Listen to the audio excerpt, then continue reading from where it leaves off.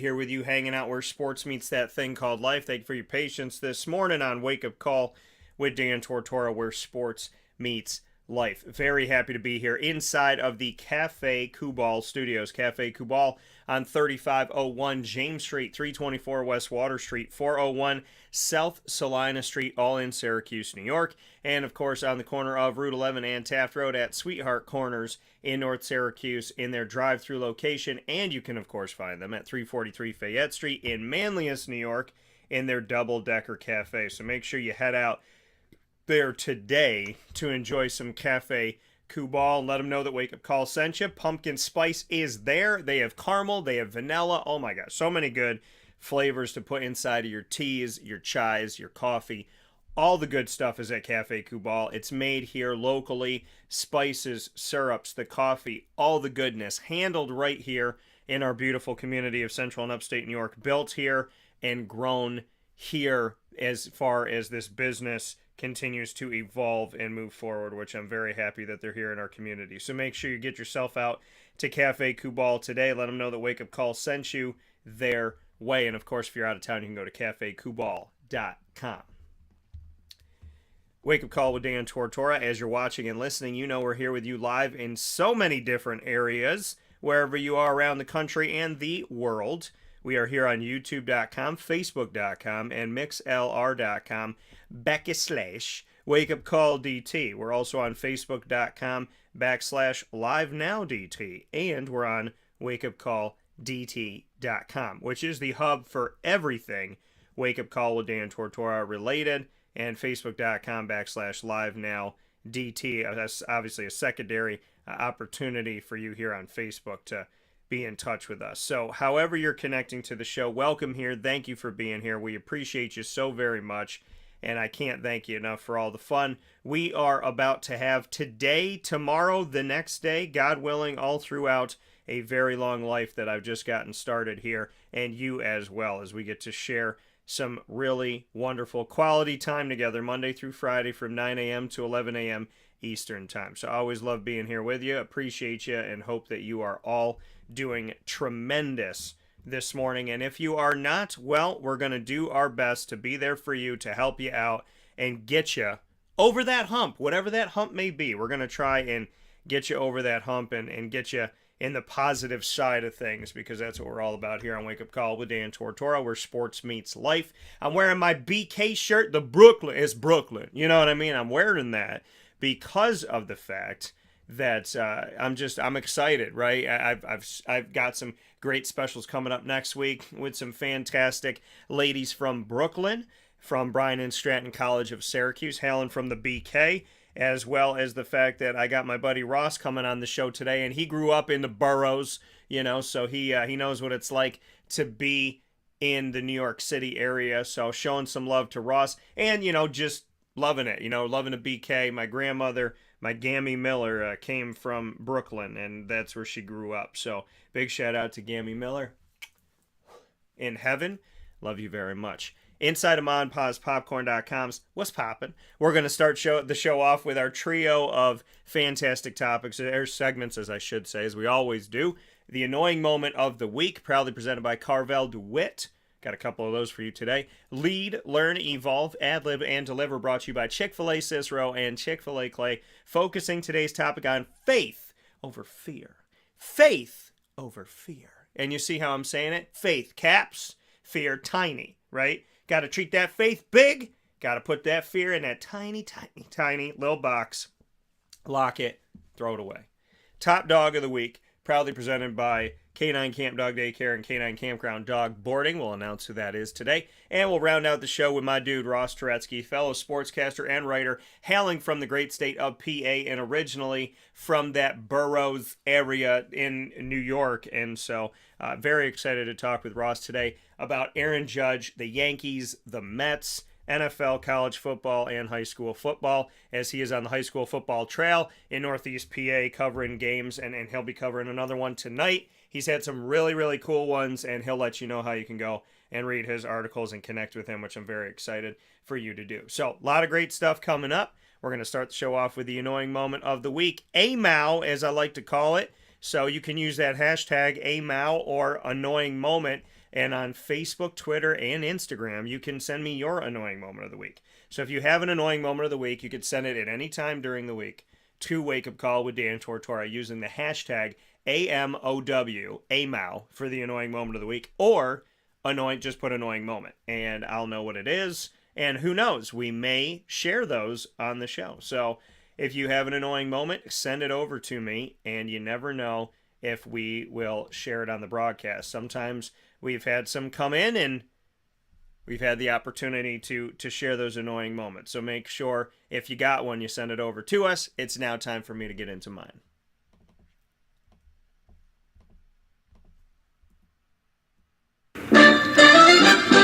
Dan Tortora proudly brings you... Is that for real? Are you kidding me? The annoying moment of the week. I'm really honest. I don't know how to respond to this. Presented by Carvel DeWitt, 4322 East Genesee Street. It's what happy tastes like. You have to be that crazy. I guess so. The annoying moment of the week for this week, I have a couple of them. And the first one is this unfortunate conversation, and my mom has said it a bunch of times in my life. You know, she said a parent should never have to bury a child. And every time I hear it, right, it hits me some kind of way. You know, a parent should never have to bury a child. And I agree. I don't I don't think a loved one should ever have to bury a loved one, but you know, death is a part of life, and it's, I mean, we go back home to heaven, right? It's just an unfortunate, sad part of things, but for me, I gotta say that, you know, it's tough this morning to come to you and have this conversation, because I know two sets of parents that have to bury children, right? And my friend Anne, who I love so very much and is like the sweetest person in the world, and she does for everybody else, like she is constantly helping us all. I can 1,000,000% do more for her. And you know, I mean, she's just a good person, and she helps and she helps and she helps and she helps. And she's one of those people that you just don't understand what the message is sometimes from God, you know, because she's been through so much. And I look up at God, and not that I want him to hand, you know, any of her pain to anybody else, but I want him to take it from her. I want him to take that pain from her.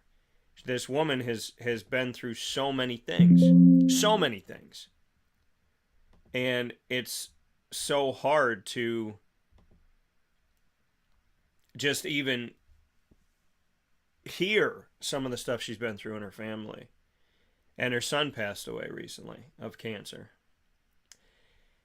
And then I'm talking to my buddy yesterday after seeing a post that Joey Monahan of Marywood University, who played basketball there, that he passed away.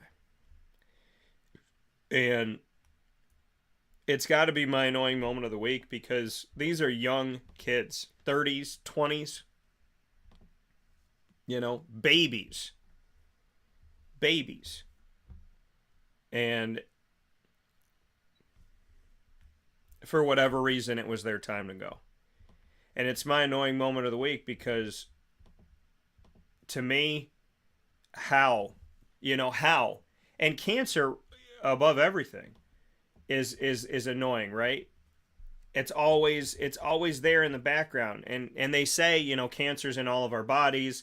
It's just in some of our bodies it's like unleashed, and in other bodies it's not. So like that we all carry this horrible thing, and that sometimes it shows up and sometimes it doesn't.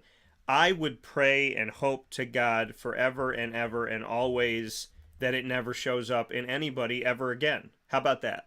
How about it never shows up in anyone ever again? How about none of us have cancer ever again? How about we actually put money into research? You know, we say we're researching cancer and we're doing this and doing that.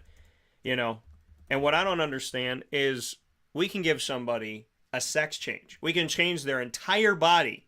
We can change their dynamic. We can change their organ looking things, but we can't get rid of cancer. You know, and to me, it's like we spend so much time and money doing this, that, and whatever, and we can't figure out cancer. We can't figure out how to get rid of it. All of our incredibly intelligent, worldly doctors can't figure it out. So, I mean, I would like to think with time, effort, and enthusiasm, there would be a breakthrough somewhere. And I feel like there is. There's always that joke that there's like a cure for breast cancer, but population control. And I'm not here to conspiracy theorize anything. I'm just here to say, whoever's working on this, thank you. And I just hope that we find cures, right? I hope the money's put in the right place by the right people and that we can figure this out, because nobody deserves this disease, right? You have to put, when you have chemo Right. and radiation, you have to put negative in your body to get negative out of your body. The whole system of it is awful. So it is in my prayers and in my hopes that anybody who's battling cancer, who's got a loved one going through this and trying to figure it out, trying to deal with it, trying to find their way, my prayers are with you. My love is with you. My hope is with you. And I pray and I hope that the good Lord carries you through this. Whatever happens, whatever it may be, that you are carried and that you are not walking by yourself, and that footprints in the sand is a real thing in all of our lives, right? When they say, God, there's only one set of footprints when I needed you. And God said, well, that's when I carried you, my child. There was only one set of footprints because I picked you up and I carried you. And Joey's family needs to be carried right now. Joey's loved ones need to be carried right now. You know, one of my best friends, very close to Joey, needs to be carried right now. Anne needs to be carried right now. Her son's children need to be carried right now. Right? Because a baby had a baby. And now that baby's dad is up in heaven. And they need to be carried right now. My mom, who spent so much time with Anne, needs to be carried right now. My Aunt Donna, they all need to be carried, because Anne has been an angel that has helped guide people to heaven. And she's been through so much. And I pray that God heals her in mind, body, heart, and soul. And that she lives to be 100 and whatever, healthy in all ways for the rest of her life. And when she goes to heaven, I hope there is a massive, massive celebration. Massive. Because that woman helped guide my grandmother to heaven. That guardian angel helped protect my grandmother. Nobody should lose a kid. And definitely not a person who wears wings on a daily basis. And that's who Anne is. Anne is an example to us all of being selfless, kind, compassionate, forgiving, honorable, loving, supportive, faithful.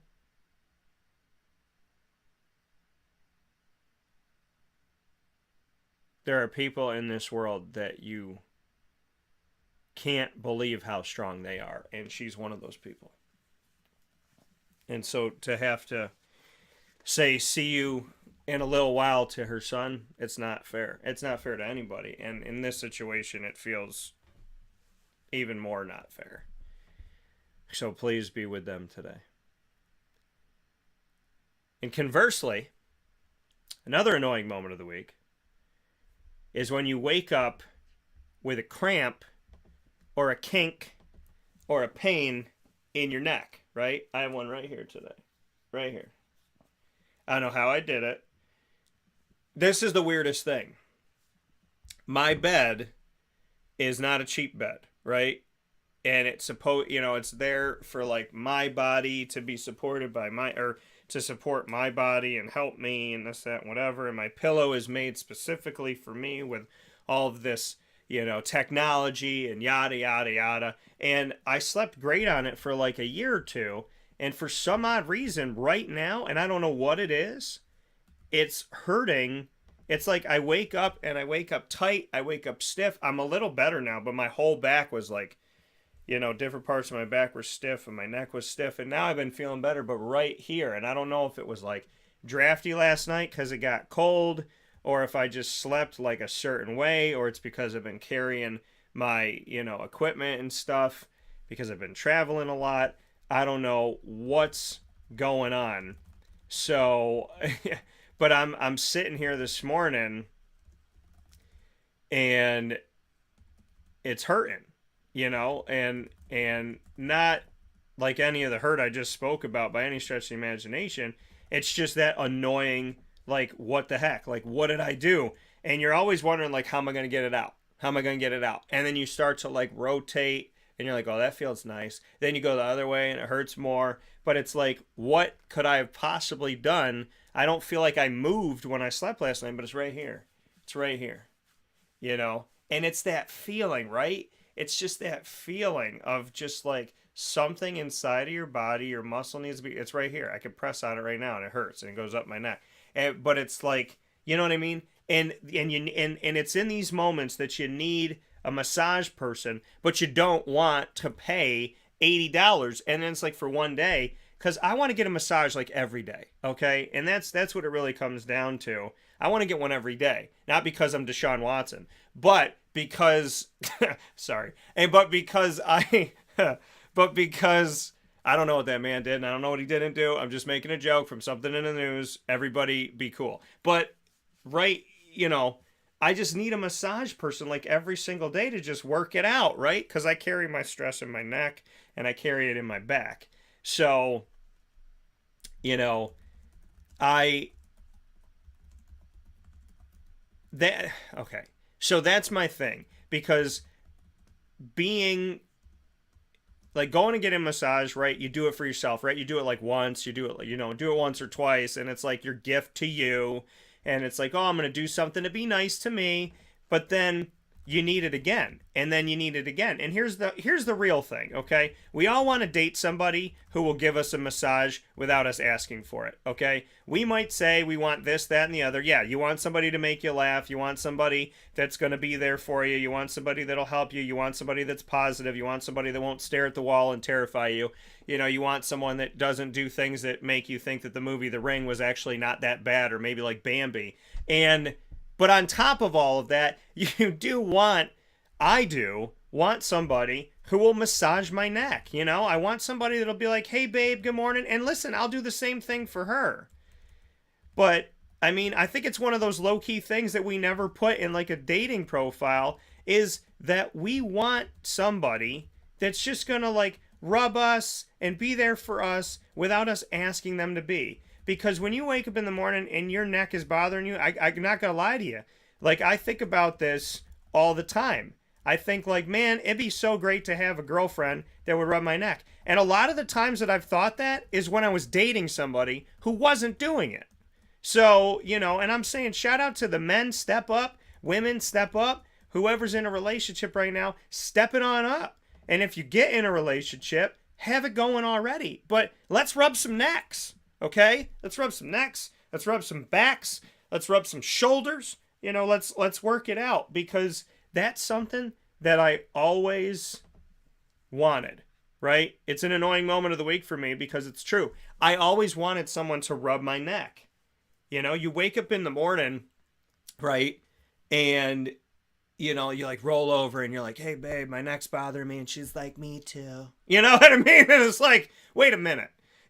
Or it's like, I've been in relationships, only a couple of them, where someone has actually like rubbed your back and rubbed your neck and like rubbed your arms, and not even, you didn't ask them to do it. And they've done it and they've been so sweet about it. but then like they kept a tally of it, right?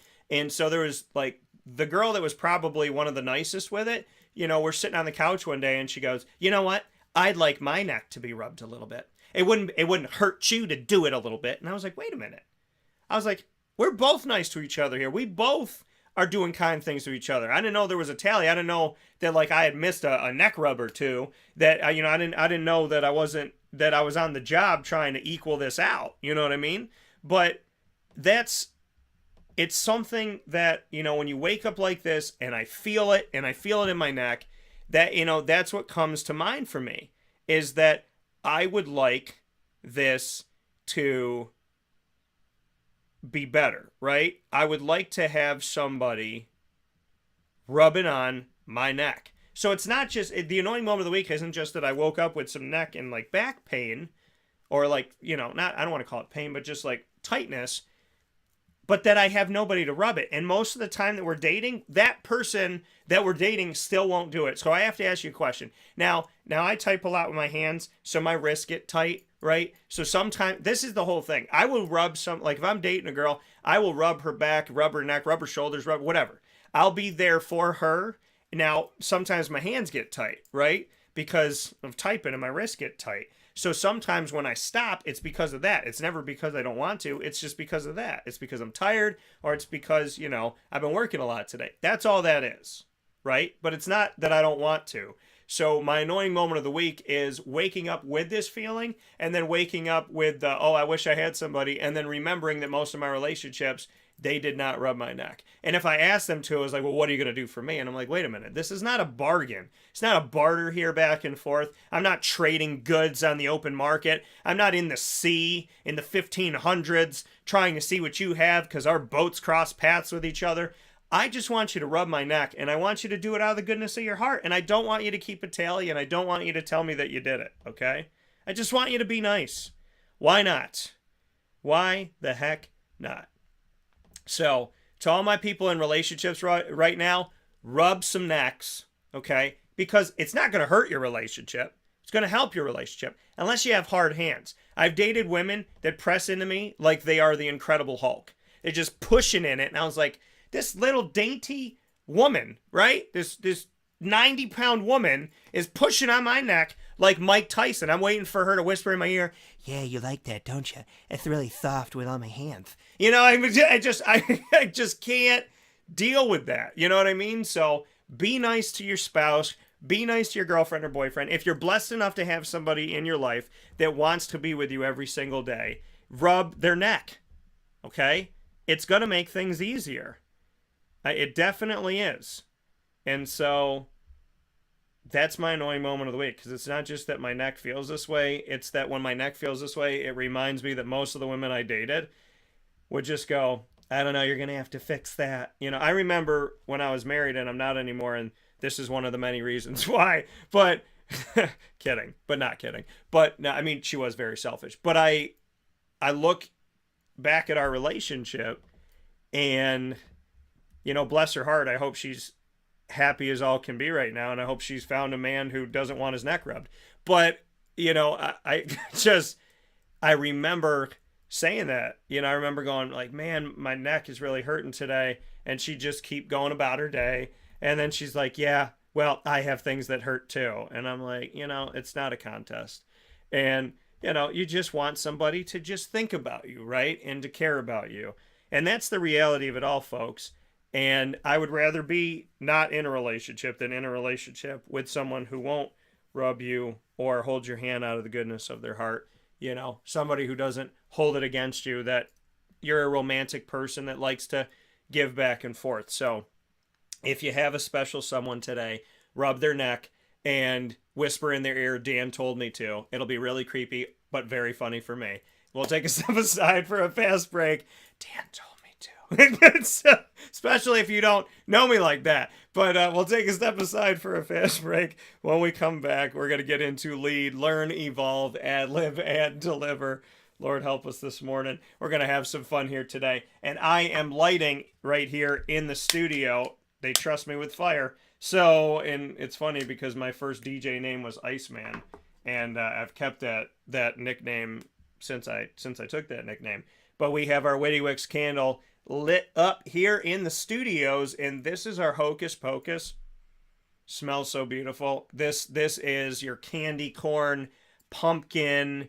I mean, Aubrey and the crew can tell me everything that's in here, but when I smell it, I'm thinking Halloween candy, I'm thinking pumpkin, I'm thinking spice, and it's just awesome. So get your Witty Wicks candles today, folks. You can go to 190 Township Boulevard in Camillus, New York, in Township 5, right in front of Movie Tavern. And you can go to wittywicks.com. I keep a candle lit here in the studio because I told Aubrey, and she's like, well, it's made with all natural things. But I said to her, it actually helps my allergies. Like, there's a lot of times where I'll light a candle here in the studio and I feel clearer. And she was just like, wow, so shout out to Witty Wicks. They smell good. They're awesome. It's local. It's made right here by Aubrey and the crew. And at the same time, there's other elements to it, which, sometimes they help out the good old allergies. So thank you to Witty Wicks for all you do, and make sure you go and shop there today. Let them know that Wake Up Call sent you. There's a lot of football stuff out there now, so make sure you get out there and get your football stuff, your fall stuff, your Halloween. It's all there while supplies last, and it's very, very unique. So you don't want to miss out, because once it's gone, it's gone. So make sure you get out to Witty Wicks today. Camillus, New York, 190 Township Boulevard. And you can go to wittywicks.com, and it's right in front of Movie Tavern out there in Camillus. So make sure you head out there today and let them know that Wake Up Call sent you. We'll take a step aside inside of the Cafe Kubal studios. When we come back, Lead, Learn, Evolve, Ad-lib, and Deliver will be coming to you, proudly presented by Chick-fil-A Cicero and Chick-fil-A Clay, with today's topic, which is faith over fear. Right after this. Carvel DeWitt, it's what happy tastes like. Do you know why? Because we make ice cream. Creamy, rich, flavorful ice cream. Not yogurt or iced milk like some of our competitors. Ice cream. Fresh, by hand, daily. For the calorie conscious, we have something new for you. Our new Carvelite. Same great flavor, creaminess, and texture of our regular ice cream with only 35 calories an ounce. So whether you want an ice cream cake, flying saucer, dasher, carvalanche, hard or soft ice cream, we will satisfy your craving with our fresh, handmade regular or new Carvelite ice cream. Carvel DeWitt. It's what happy tastes like.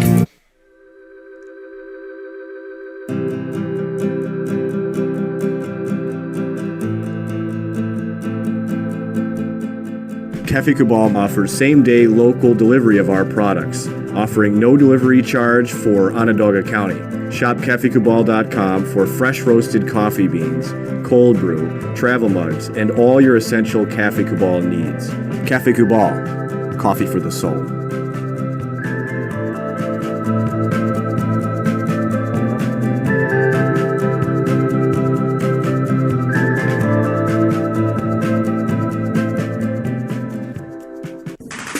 The Wildcat Sports Pub in Camillus, New York is located on 3680 Milton Avenue in the Home Depot Plaza. It is your family-friendly sports bar and restaurant. Folks, some sports bars aren't family-friendly. Some family-friendly restaurants are not sports bars. The Wildcat Sports Pub in Camillus, New York is proud to be both. It is that marriage that you've been looking for years. The Wildcat Sports Pub is your home base for your sports bar and restaurant needs, games for the kids, indoor and outdoor activities, and enough things on the menu to come back every single week and get to try something new. They're open Sundays from noon to 8 p.m., Monday through Wednesday, 11 a.m. to 11 p.m., and Thursday through Saturday from 11 a.m. to midnight. For reservations and party information, call 315-487-2222 for the Wildcat family-friendly sports pub and restaurant.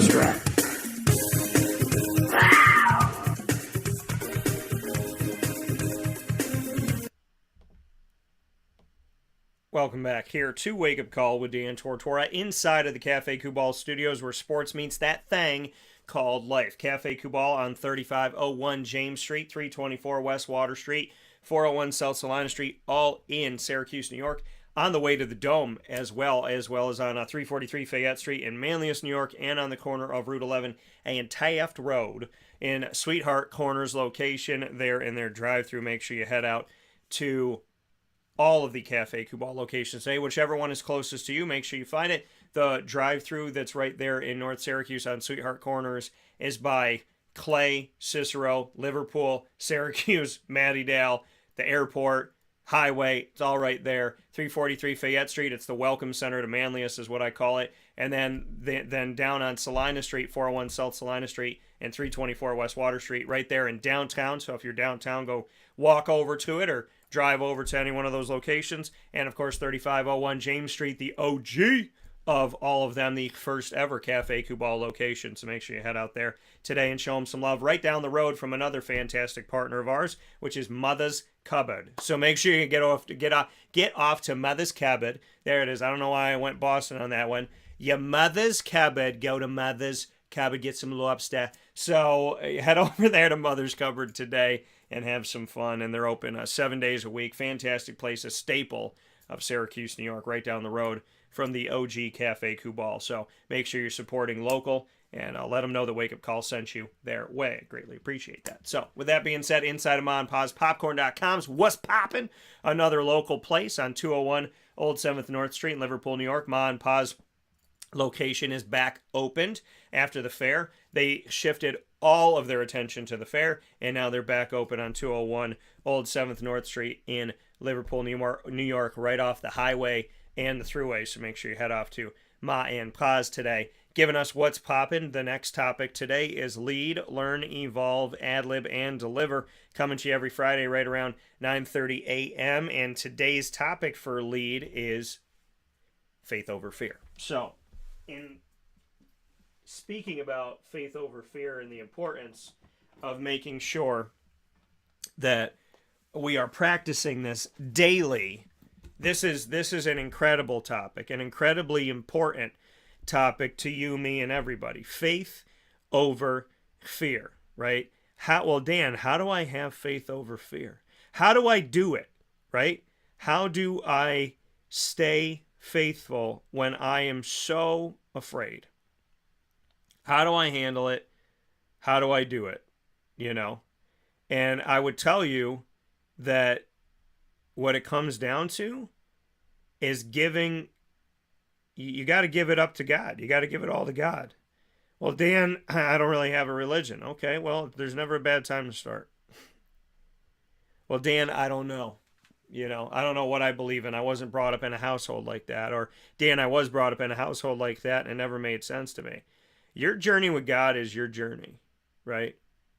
And I need y'all to know that. Your journey with God is your journey. Okay? You may have been brought up in a household that believes in God. You may have been brought up in a household that doesn't. And it is your choice what you do. Right? It is your choice what you choose to believe in. I don't believe in God because my parents brought me to church. I don't believe in God because I was told I have to. I believe in God because God and I have a close relationship that is very personal and very real and very true and very amazing. And it is always, always, always, always given back. God has been beautiful in my life. So I have no reason. Well, Dan, you've been through hardships. We've all been through hardships. I could turn around and say my grandfathers died when I was 6. I don't believe. Because God wouldn't take my grandfathers from me, so I don't believe, right? I could say that. I could say I don't believe because I was married and I never wanted to get divorced and I got divorced. I would say I want to believe, but I've had friends walk out of my life after they've hurt me and I've done nothing to them. I want to believe, but I just went through a situation with somebody that was lethal on their side and I consistently gave them chances. They kept hurting me and then they walked away like I didn't exist. I can say, well, I've watched people go through this and go through that and these hardships that don't make any sense to me. And why are these people hurting? And why are there tornadoes? And why are there hurricanes? I've been down to the grounds of Hurricane Katrina in New Orleans and I saw what that looked like. So I could say if there was a God, why was God not here? I don't have the answers for everything, folks, but I have faith. I have faith. And they say that faith is belief without evidence, but I want to throw this at you, a little curveball. I feel like I have evidence. I feel like I have evidence. You want to know how I have evidence of God? My mom, my dad, my grandparents, my baby Donna, Aunt Donna, who's like another mom to me. Another mom to me as well, Miss Mary, Papa Joe. A dad who treats me like his kid. Ross. Enrico. Rob. Isaac. Joey. There's a lot of reasons why I believe in God. Because God did. God has given me promises and he has backed those promises up. Yes, my grandfathers died when I was 6. Yes, my parents got divorced. Yes, I got divorced. Yes, my mom has had surgery. My dad's had surgery. Yes, my dogs, Morty, Cinnamon, and Shady all passed away. So you say, Dan, then how does God exist? How do you have faith over fear? Because in the famous words of my grandmother, what is the alternative? What is my alternative of not having faith? Well, Dan, how do you believe in God if you get hurt? Because we all get hurt. We all get hurt. You want to know what I realized recently here over the last couple weeks? I said it to my buddy last night when we were on the phone. I said, you know what I understand? People say, why do bad things happen to good people? Bad things happen to everybody. We just don't care or pay attention when they happen to bad people. Bad things happen to everybody. But if a bad thing happens to a rapist, most people don't pay attention. Right? If somebody murders someone and then they fall off a cliff, people go, guess they had it coming. Right? That's what a lot of people say. If Osama bin Laden got chicken pox hiding in the cave, nobody would care that he's itching. Right? Very few people would care that he's itching. Nobody cared he was on dialysis, but if you have a grandma on dialysis who's a sweet and wonderful woman, you're going to care. Bad things happen to everybody. Why do bad things happen to good people? Bad things happen to everybody. They happen to everybody. They're just accentuated when they happen to good people because they're good people. And we don't believe that good people should have anything bad happen to them because you're supposed to get out of the world what you put in. So if a good person puts good into the world, why do good people die of cancer? Why do good people get broken up with? Why are good people alone? Why are good people not in the job that they want to be in? Why are good people in these situations where maybe they were dating somebody at the time and they had a kid, but that person is so lethal? Why do bad things happen to good people? Bad things happen to everybody. But Dan, why do they happen to good people? Right?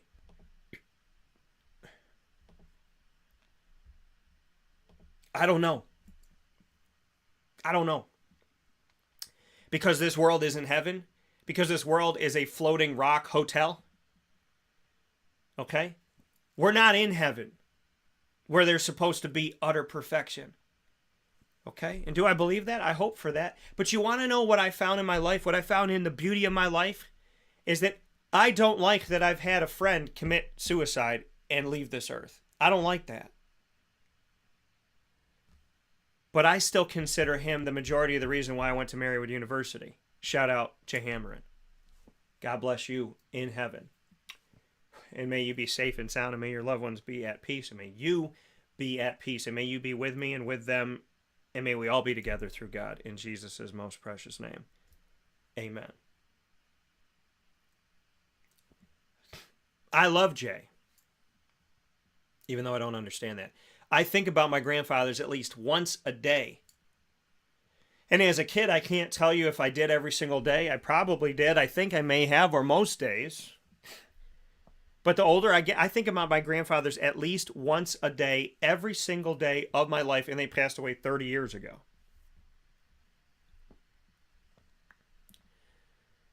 So why do I do that? Why do I believe in them? Why do I still think about them? Because I love them.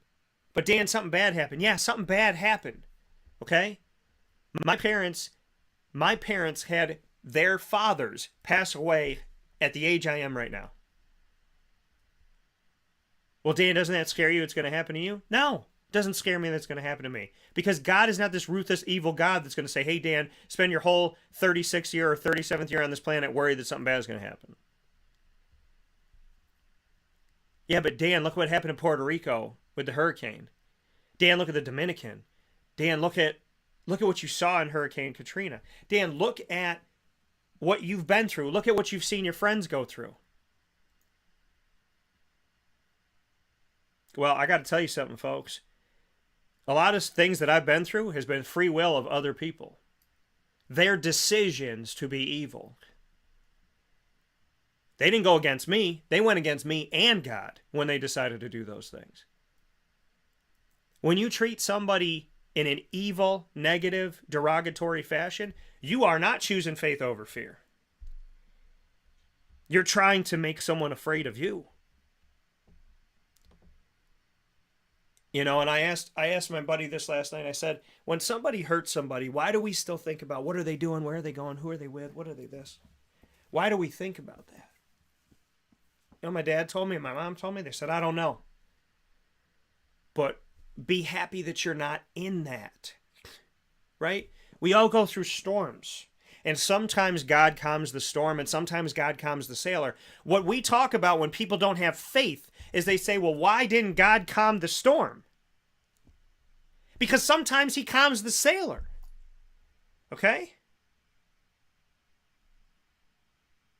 Sometimes God calms the sailor if you let him. I'm going to tell you something about the storms that I've had. God has calmed me every time. Every time. I don't worry about God calming me.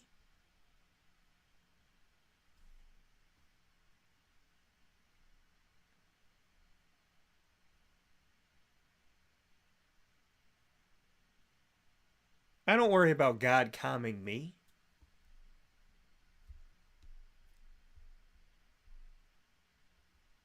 I look at the fact that God calms the sailor.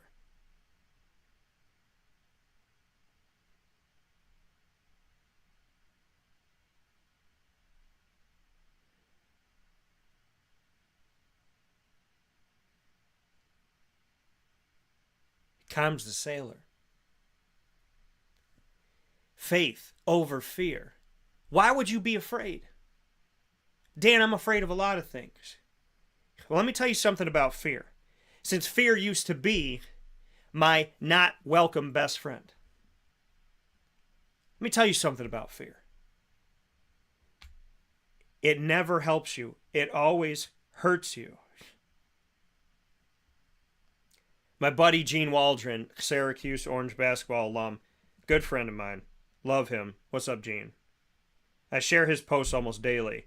He just put up a quote, "We must embrace pain and burn it as fuel for our journey." That's what I'm talking about right now. Why do bad things happen to good people? Because we need it. We need the fuel. Dan, I don't need that. I didn't need that. I call my mom and my dad 1,000,000 times. They could tell you this.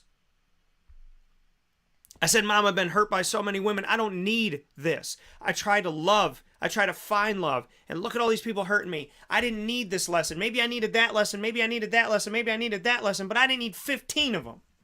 Yes, I did. Yes, I did. Because I still didn't learn my lesson with the most recent thing that I had been through.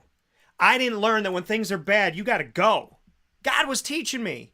When it's not what you want, you got to leave. When it's not healthy, you got to leave. There is no reason to stay. There is no reason to stay when it's bad. There is no reason to stay when it's bad. You got to go. You got to walk away. You got to be willing to move. I realized that in my relationships. I said, why do I get hurt so many times? And I realized this last year. And you know what? I didn't learn from it because I did it again. What did I learn? What did I learn? You know what I learned? That the reason I've been hurt so many times and to the depth that I've been hurt so many times is because I didn't leave when I should have. I didn't leave when it was the right time to. If I had left after this happened, right? I'm sitting here going, one of my best friends isn't my best friend anymore. Years ago, he did something horrible to me. I should have left then. I should have stayed away then. Because I'm going to give you a little litmus test for faith over fear. I'm going to give you a little litmus test for what's in your life right now. Because we have fear of being alone, right? If I lose this best friend, I got to find another best friend. If I lose this girlfriend, I lose this boyfriend, I got to find another. No. You're not losing anything. Because a best friend wouldn't do bad things to you. Your girlfriend and your boyfriend that love you, your husband, your wife that love you, your fiance that loves you wouldn't do bad things to you. Nobody hold anything over your head that cares about you. We are not perfect. We are not perfect. We aren't. But I've never once thought that my mom wanted to hurt me. Right? I've never once thought that my close friends that I hold dear to my heart, and they know who they are, that they've ever wanted to hurt me. Ross, who's going to be on the show in a little bit, I've never known a time where he's wanted to hurt me.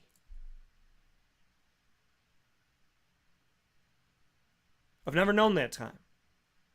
It doesn't mean we've always agreed. It doesn't mean that we both haven't done things that don't make sense or are stupid, or that we've hurt each other's feelings.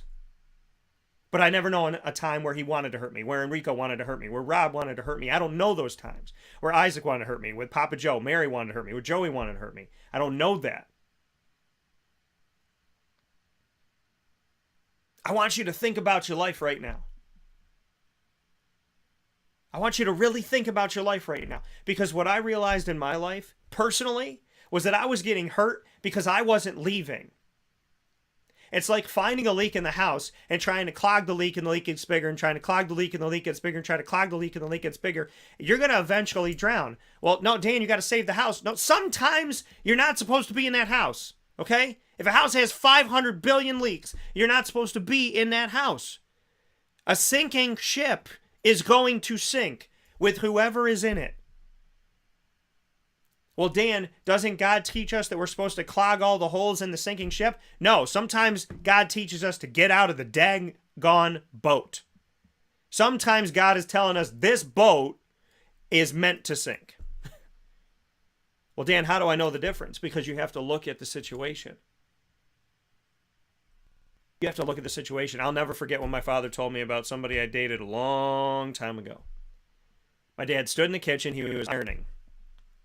He said to me, he goes, I don't say anything about your relationships. I stay out of it. But if you want me to say something, I'm going to say something. He said, do you want me to say something? I said, go ahead. He said, all right, I'm going to remind you that you told me I could say something. I'm going to say this and then I'm done. I said, all right. My dad looked at me and he said, how long were you happy in that relationship? He said, how long did you date? I said, 11 months. He said, how long were you happy? I said, the first 3 months. He said, what about the last 8 months? I said, she was a different person. He said, okay, so she's been 8 months a bad person, 3 months a good person. The 8 months are recent, the 3 months are in the beginning. Who do you think she really is? You know what else he said to me? He said, in the entire time you've dated this woman, every day I call my son isn't happy.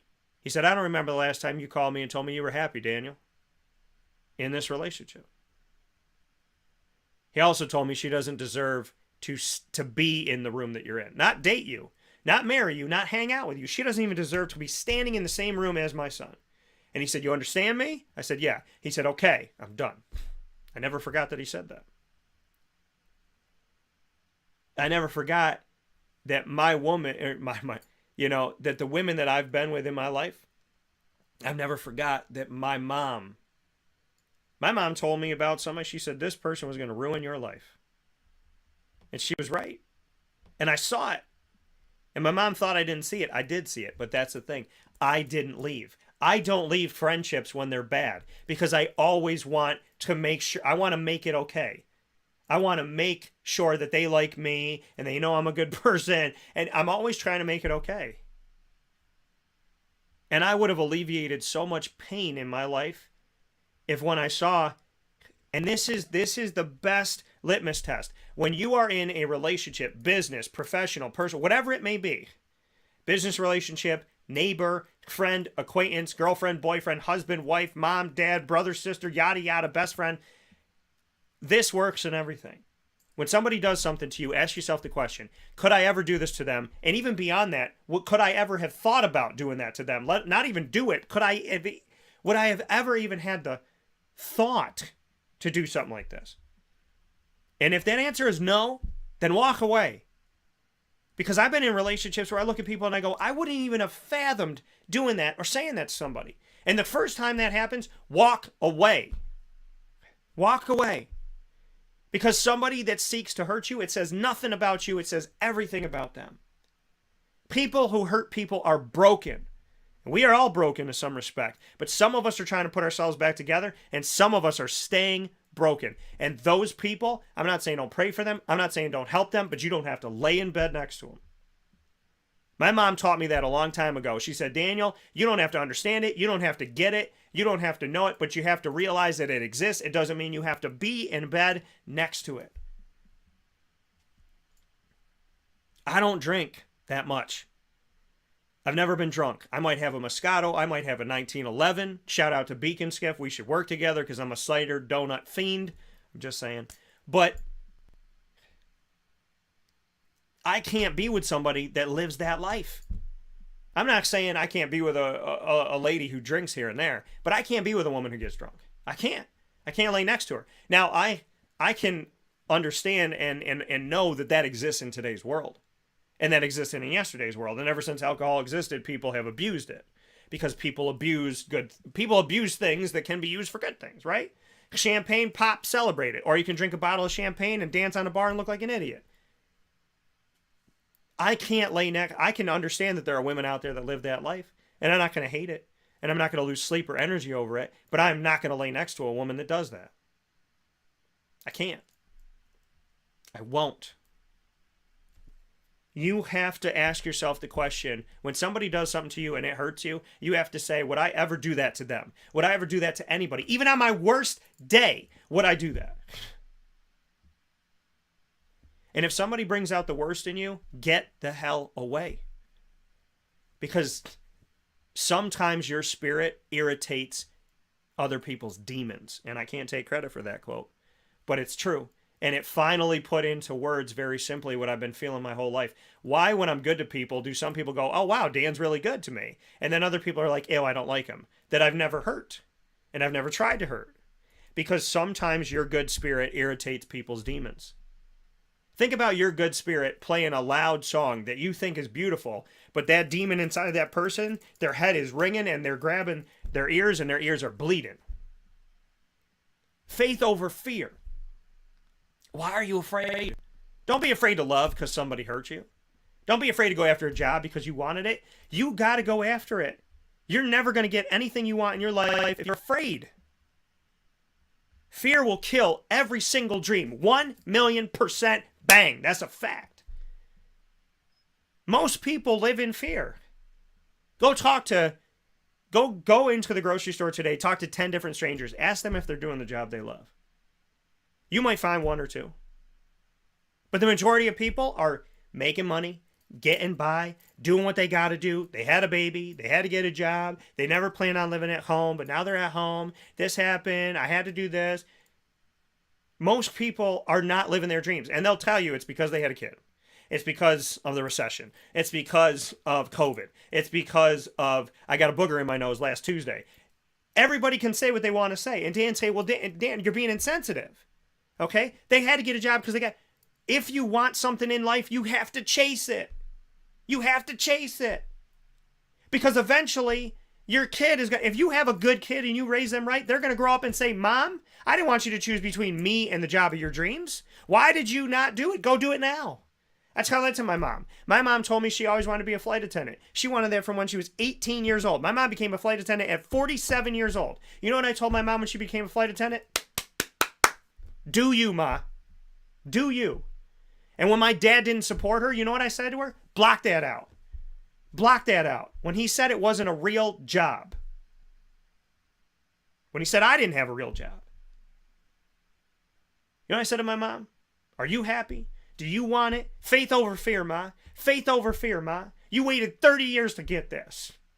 Take it. And if my mom had told me at 7 years old she wanted to be a flight attendant, I would have told her to take it then. Well, Daniel, I'm not going to be here every night to tuck you in. Yeah, Ma, that's going to suck. But you need to live your life. You need to live your life. I'm not telling you to be selfish. I'm asking you to be self-preserving. It's not selfish, and I can't stand when people say this. It is not selfish to help yourself. It is not selfish to do the things that you love. It is not selfish to tell somebody, I don't want to be around your negative behavior. It is not selfish to tell somebody, I want to go to lunch by myself today because I just want to talk to God and have peace. It is not selfish to tell your dramatic friend that you don't want to hear from them right now. Right? You got a friend that calls you up and tells you every single day, blah, blah, blah, blah, blah, my life is terrible. I can't listen to that. My mom and I were talking about that one time. I looked at my mom, I go, how do you talk to this person? How do you talk to this person? I'm 5 minutes around this person and I want to I want to blow my brains out right now. Figuratively, obviously not in real life. But you know what I'm getting at, right? Faith over fear. Don't be afraid to go after your dreams. Don't be afraid to ask that person out. Don't be afraid to ask for the job. You have to ask. You have to ask. You have to ask. Or how are you going to get it? You know how many people in this world sit on the couch and think that God is going to hand them money, hand them a job, hand them a spouse, hand them a great life, going to take care of their kids. There are people in this world that think God's going to do it all, and if he doesn't do it, then he doesn't exist. No, that's not how this works. God put you on this planet. You made decisions in your life, and when you make those decisions in your life, you have to be prepared for the consequences of your decisions. And sometimes we're not prepared, but we need to get prepared. Faith is not God doing it for you. Faith is knowing that God's going to help you do it. He's not going to do it. He's going to help you do it. People need to get that. And why are we so afraid? I don't know what people are going to think of me. Who gives a crap what people are going to think of you? People's opinions don't matter. They don't matter. Why are we putting people, especially bad people, on a pedestal like they're God? Well, if they don't think that I'm a good comedian, then I must not be. Why? Why does that person get higher than you? Why are they up there? Why are you down here? Why do we take people's opinions, put them above God's opinion, put them above our opinion of ourselves? Nobody's opinion of you should be higher than your opinion of yourself. I'm not asking you to have an ego. I'm asking you to love yourself. You think people haven't said mean things to my mom, my dad, me? You think people haven't said mean things to my aunt? You think people haven't said mean things to everybody that's ever been on the show ever? All my friends? You think none of us have been through racist words, prejudiced words, sexist words, disrespectful things, people hating for no reason? Fear was my unwelcome best friend. I let fear into my life every single day. I did what I did, and then when somebody didn't like what I did, why don't they like what I did? I got to please everybody. No, you don't. God can't please everybody. You realize that? Perfection doesn't please everybody. Jesus died on a cross for you and for me and for our sins. And you know what we did about it? Some of us was like, I got to pray. And other people, what did they do? I don't believe in God. Oh, he's not real. No, I didn't see him. I didn't see him do it. I didn't see him turn the water into wine. And if he turned water into wine, hey, party. No.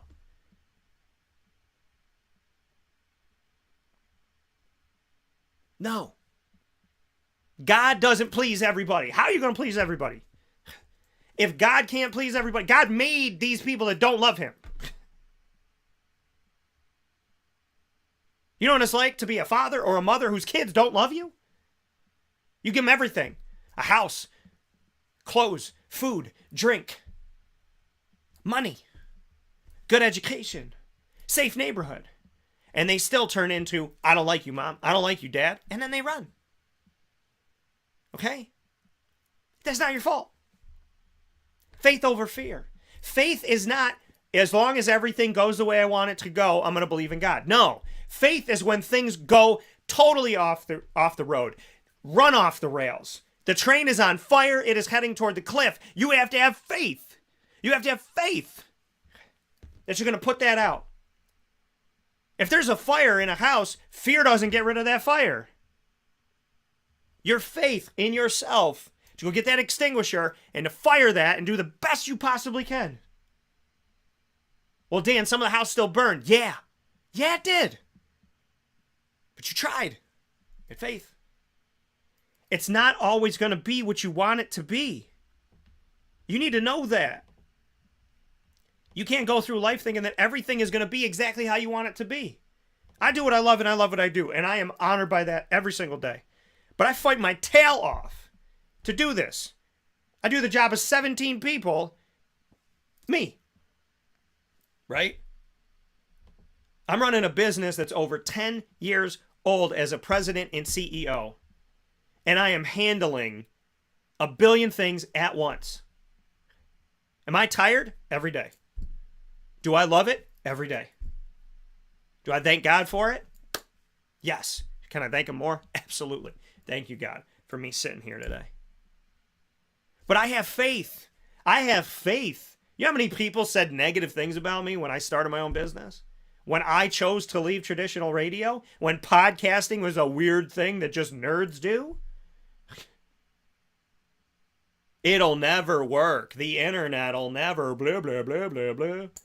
And now all these homies are on the internet trying to be like Mike. Okay? So it's like, look at this.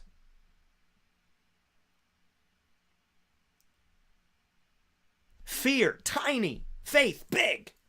I'm not telling you you're never going to be afraid. I'm telling you, you saddle up anyways. I'll never forget, I saw this quote. It said, courage is not the absence of fear. It's being afraid and saddling up anyway. It's saying, I am scared, but I'm not going to stop. I'm going to keep going.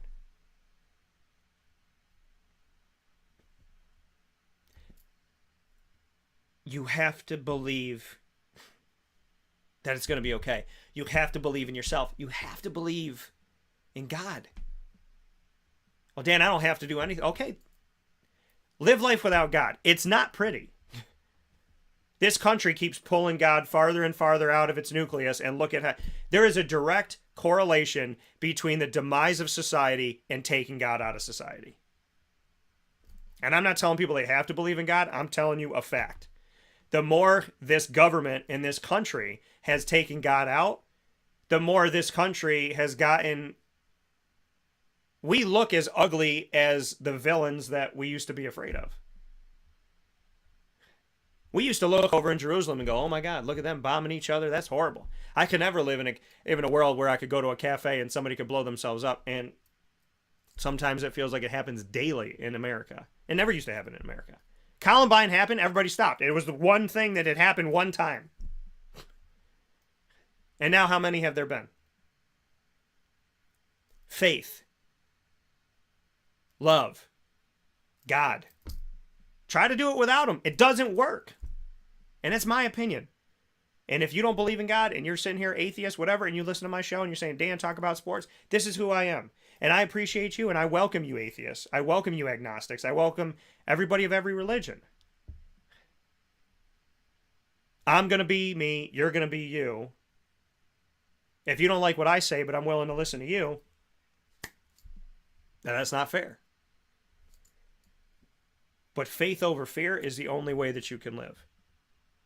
It's the only way that you can live, because fear will kill every dream 100% of the time, and faith is the thing that will preserve every single dream 100% of the time.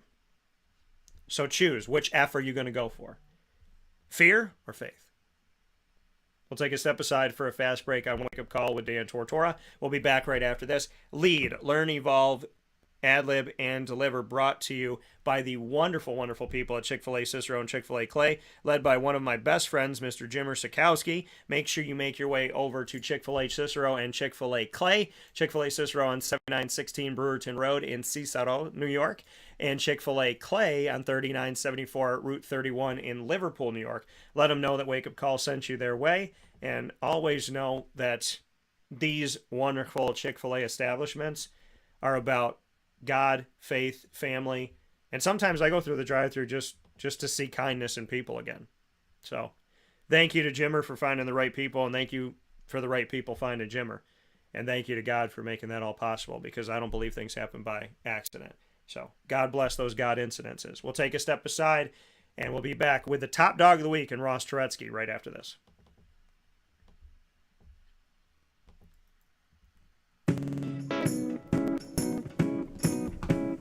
In these unique times, there are those in our community that give us a sense of normalcy and positivity. Pizza Man on 50 Oswego Street in Baldwinsville has been here for you for over 35 years and is here now. Call 315-638-1234 or order online at pizzamanbville.com to bring those familiar tastes into your home. And remember to come see our monthly on-site broadcasts centered around the community and our Baldwinsville bees. Pizza Man in Baldwinsville. Any way you slice it, they are always here for you.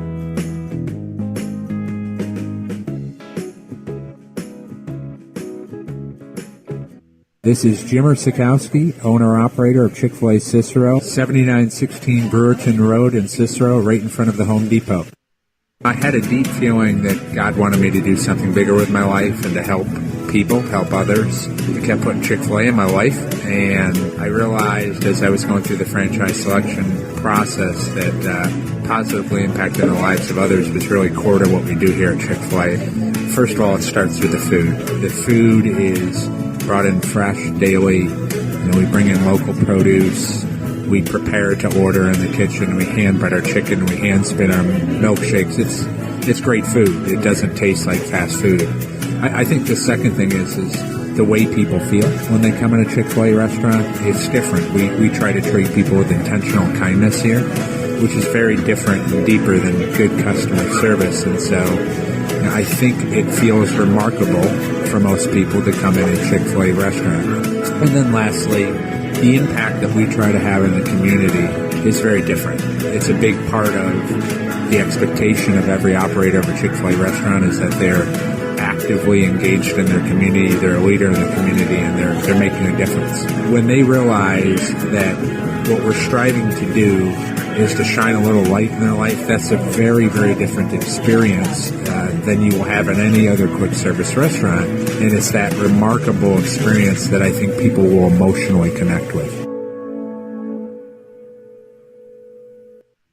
I'm George Townsend of Honda City with some good advice when buying a new car. The true cost of owning a new car is determined by the appraised value when you trade it. No vehicle appraises higher than a Honda. Next, look for low APRs and deep discounts. You also want low maintenance costs and great fuel economy. That's why my advice to you is to buy a new Honda. Looking pre-owned, visit our Honda Certified Used Car Center. Honda City, 7140 Henry Clay Boulevard, Liverpool, or HondaCity-CNY.com. It would be a pity if you don't shop at Honda City. Our corporate purpose at Chick-fil-A is to glorify God by being faithful stewards of all that's entrusted to us and to positively influence all those who come in contact with Chick-fil-A. And what became increasingly clear from our success in Cicero is that people love Chick-fil-A. And also I think we recognized that, we had a great opportunity to grow the brand and grow our platform. I felt incredibly grateful when I was selected to be a Chick-fil-A operator. I think what it's meant for me, what I've come to realize on a very deep level is that this is a calling for me. It's not a career. It's not a job. The Lord called me to be a Chick-fil-A operator and to use these restaurants to glorify Him and to positively influence other people. I'm blessed. I'm very blessed. Head to Chick-fil-A Clay on 3974 State Route 31 in Liverpool, New York.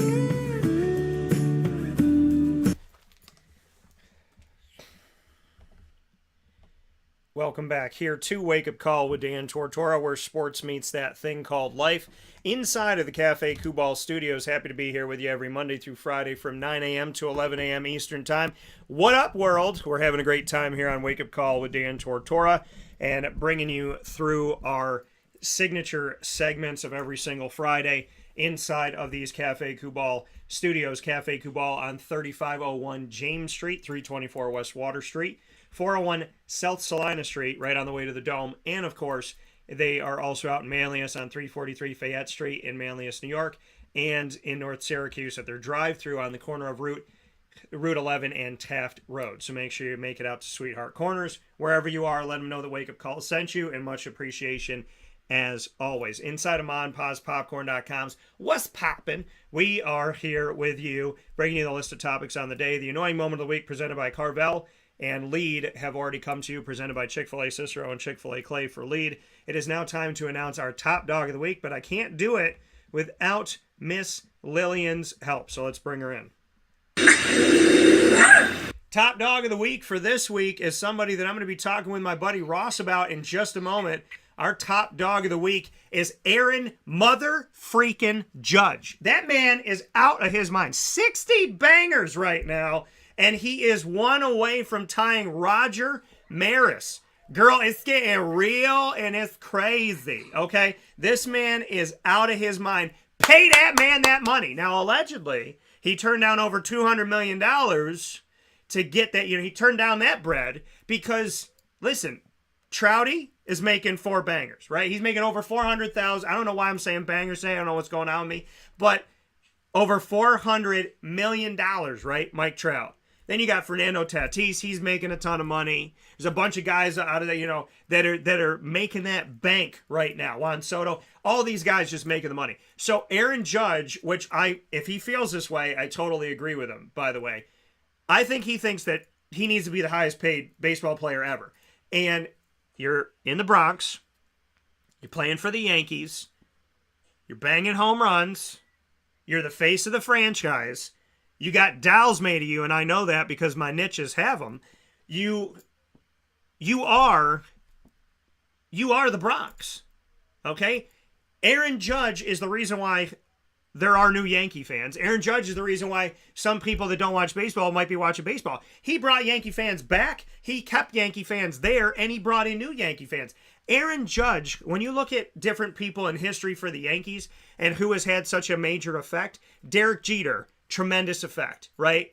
Steroid Rodriguez, not so much. But you look at Derek Jeter and what he's done, huge effect that he had on this team. Mariano Rivera, huge effect on the team. Yogi Berra, huge effect on the team. Babe Ruth, huge effect on the team. You talk about all these players. Whitey Ford, same birthday. What up? October 21st. Shout out to Whitey. There's guys Joe DiMaggio, that have had an effect that have made you sit and go, wow, that player in and of himself, with no disrespect to anybody on the Yankees roster right now that's not named Aaron Judge, that man is your franchise right now. He's the one that's on the cover of all your stuff. He's the one that would be on the cover for me, MLB The Show. He would be there. Okay? So you need to pay him, and you need to take care of it. And he's my top dog of the week because this man is making history right now with the Yankees. Remember that time when the Yankees weren't that good? Remember how they won that World Series and then all this time passed in between? But see, there's always somebody that brings the Yankees back. There's always someone who finds a way to bring those Yankees right back into the spotlight like they never left. Like they never left. Between Derek Jeter winning a World Series and Aaron Judge fighting for one now, it's almost like time stood still. In the moment, you were like, what the hell's going on with the Yankees? In reality, you're now going, oh, they're fine. And who does that? Who bridges the gap? Players that are those monumental pieces in history, the gold pieces that drop into this Yankee timeline. And Aaron Judge is that player right now. And with that being said, and announcing him as the top dog of the week, proudly presented by Canine Camp Dog Daycare and Canine Kampground Dog Boarding, the places to bring your dog for short and long-term care. In my opinion, there's no other place in Central New York. Canine Camp Dog Daycare, Canine Kampground Dog Boarding. I trust them with Lily, and that is like me saying I trust them with my life. So head off there to Canine Camp Dog Daycare, 228 Old Bridge Street in East Syracuse. Canine Kampground Dog Boarding, 242 Johnson Street in East Syracuse, right off of Bridge Street. You can get more information by calling the daycare at 315-437-7110. That's 315-437-7110. or the Kampground at 315-299-4013. That's 315-299-4013. The top dog of the week, presented every single week by K9 Camp Dog Daycare and K9 Kampground Dog Boarding, exclusively on Wake Up Call with Dan Tortora. This week being Aaron Judge. And with that being said, we get into the final part of this week's broadcast. We get to round the show out with my best friend, one of my favorite people, and if and when I ever find a good woman in this world who rubs my neck, to go right back to the annoying moment of the week, he'll be standing up there next to me. And that is Mr. Ross Turetsky, fellow sportscaster and writer, here with us from Northeast Pennsylvania. Ross, number one, how the heck are you? And number two, is Aaron Judge your top dog of the week? Oh, I'm doing well, buddy. It's a pleasure to be on. Aaron Judge, as Big Papi Ortiz says on Fox Sports every time he talks about him, pay this man. Or as the great Rod Tidwell, Cuba Gooding Jr., and Jerry Maguire says, show me the money. Well, show this man the money. Because what more does he have to do? He has a 20 home run lead against the next highest home run hitter this year. That's like Babe Ruth stuff from back in the day where they had guys throwing 50 miles an hour. Now everyone throws 100 miles an hour. This guy is doing this at a high level with the best athletes in the world with the shift, because that doesn't get banned until next year. He hits the ball in the opposite field, the right field all the time. Doesn't even have to pull the ball. He's destroying the ball. He's on pace to win the Triple Crown, which until Miguel Cabrera, the great player on the Tigers, did that 10 years ago in 2012. It hadn't been done since the 1960s with Carvel Yastrzemski. That means he's leading in batting average, home runs, and RBIs. That's impossible usually, because usually if you're a power hitter, you strike out a lot and you don't hit for average. Well, Judge cut down on the strikeouts, and now he hits for average. So even if they're scared and don't want to pitch to him, he'll take his walks. He's patient. And when he does get a pitch, he either destroys it over the fence, or he'll crush a double, and he'll move on and let the next guy in the order hit the ball. And then last night, the Fox Sports cameraman, he definitely needs to be fired, because he messed with everyone. He panned up like he thought the ball was going to, like, the moon. I'm like, what are you doing? I'm going crazy. My kids are asleep. I'm about to wake them up because, and I don't get enough sleep as is. You can hear me right now. I'm delirious. My little boy, LJ, I love him to death. That guy is a sleep terrorist. He keeps waking up and freaking out. He comes up to our bed and says, "Peekaboo, Daddy." It's like 3 a.m. It's horrifying. It's like a Chucky horror movie as we get ready for Halloween. So I'm getting all excited because it looks like he hit it to the moon, and he crushed it. It was like 404 feet, but right at the warning track. He just missed it last night. So he misses the home run. Got walked 3 other times, but he's going to do it. And then even before that, he's a heck of a fielder, too. This is why it's insane when they're like, oh, Shohei Ohtani's the MVP. Shohei Ohtani, which a lot of people nicknamed the Japanese Babe Ruth, he won the MVP last year on a last-place LA Angels team. He's a great player. He's a great pitcher, a superstar, great hitter as a DH. But let's be honest, he doesn't play the field defensively, besides, of course, when he pitches the ball he comes to, but usually he strikes out the guy. And he's on a losing team. That team is last place the Angels with him or without him. He's a great player, but him and Mike Trout, 2 of the greatest players of their generation, the team has now failed to make the playoffs 8 consecutive years. Mike Trout has won 1 playoff game in his entire existence of his big league career, and he's been in the big leagues for like 12 years. So no matter how great Shohei Ohtani is, the team stinks with or without him. So he's a great pitcher, great hitter. If you want to say maybe the most outstanding overall player because of the things he can do pitching and hitting, then yeah, give it to Shohei Ohtani, but not MVP. MVP, you have to be on a winning team, helps your team win. Unless every player on a winning team is having a horrible, mediocre season, you have to give it to a guy who is insane, hitting for the Triple Crown, crushing home runs, hitting for average, playing great defense. He gunned the guy out at second base when the Red Sox player Tommy Pham was like, oh, I'm going to take second base, maybe win the game. He said, not today. It was the Dikembe Mutombo. No, wag his finger. And my daughter loves that. He did that to Ohtani early in the year. He robbed him of a home run. The Judge is, first of all, it's a freak of nature, Judge. He's 6'7". He's this is what they say he is 260 pounds. Usually even more than that. You're a little try to make yourself a little lighter on the scale when they announce it. The media guide, as you know, when you follow sports and cover it. Judge is a gigantic man in a football/basketball body, like a tight end in the NFL, like Rob Gronkowski and Shannon Sharp from back in the day. And he's playing baseball. A lot of the year he was playing center field, running down balls, fly balls, running like a guy. He could be running track like a track superstar. Instead, he's got the body of a guy who is on the gridiron on Sundays. It's insane. He's stealing bases this year. Great defensively, great offensively. This guy could do it all. Then the one thing was, can he stay healthy? And knock on wood, I'll knock on my head. He has stayed healthy now for 2 consecutive seasons. He had a great year last year. He was 4th in the MVP voted last year. Last year's numbers, which were very solid, 39 homers, 98 RBIs, that looks like child's play compared to what he did. He was at 39 home runs like 2 months ago. So this dude has hit 60 homers. He's tied Babe Ruth's all-time single season mark that he did in 1927 with that great Yankees team with Murderers Row, with all the great power hitters, him and Lou Gehrig and company. And now he's just one away. Hopefully he can get it done at home at Yankee Stadium. They're playing the Red Sox, who, by the way, on my birthday, but it was 25 years ago before I was born, and now I'm going to be 36 next Saturday. October 1st, 1961 is when the great Roger Maris broke the home run record, broke Babe Ruth's home run record at Yankee Stadium, which is the old Yankee Stadium across the street from the new one, and he did it against the Boston Red Sox. So now it's almost like it's kismet. It's meant to be, deja vu. Judge has a chance to do it. He almost did it last night. The Fox cameraman needs to be fired. It's great to see Roger Maris's family is there to support Judge, because I know I don't want to be naive, because as a kid, I love the home run chase of McGuire and Sosa in 98 and 99, and then Barry Bonds breaking in 2001. It was great to see. But I was naive and like, oh, this is the greatest thing ever. Hitting 70 homers, 73 home runs. It's not real what they did. So I don't want to totally crowd Judge, because hopefully that you never, God forbid, ever find out that he took steroids. I hope he did it. But right now, there's no inkling that he did. They just think he's a gigantic man, big muscles, and just destroyed the ball like a Babe Ruth back in the day, but doesn't need performance-enhancing drugs.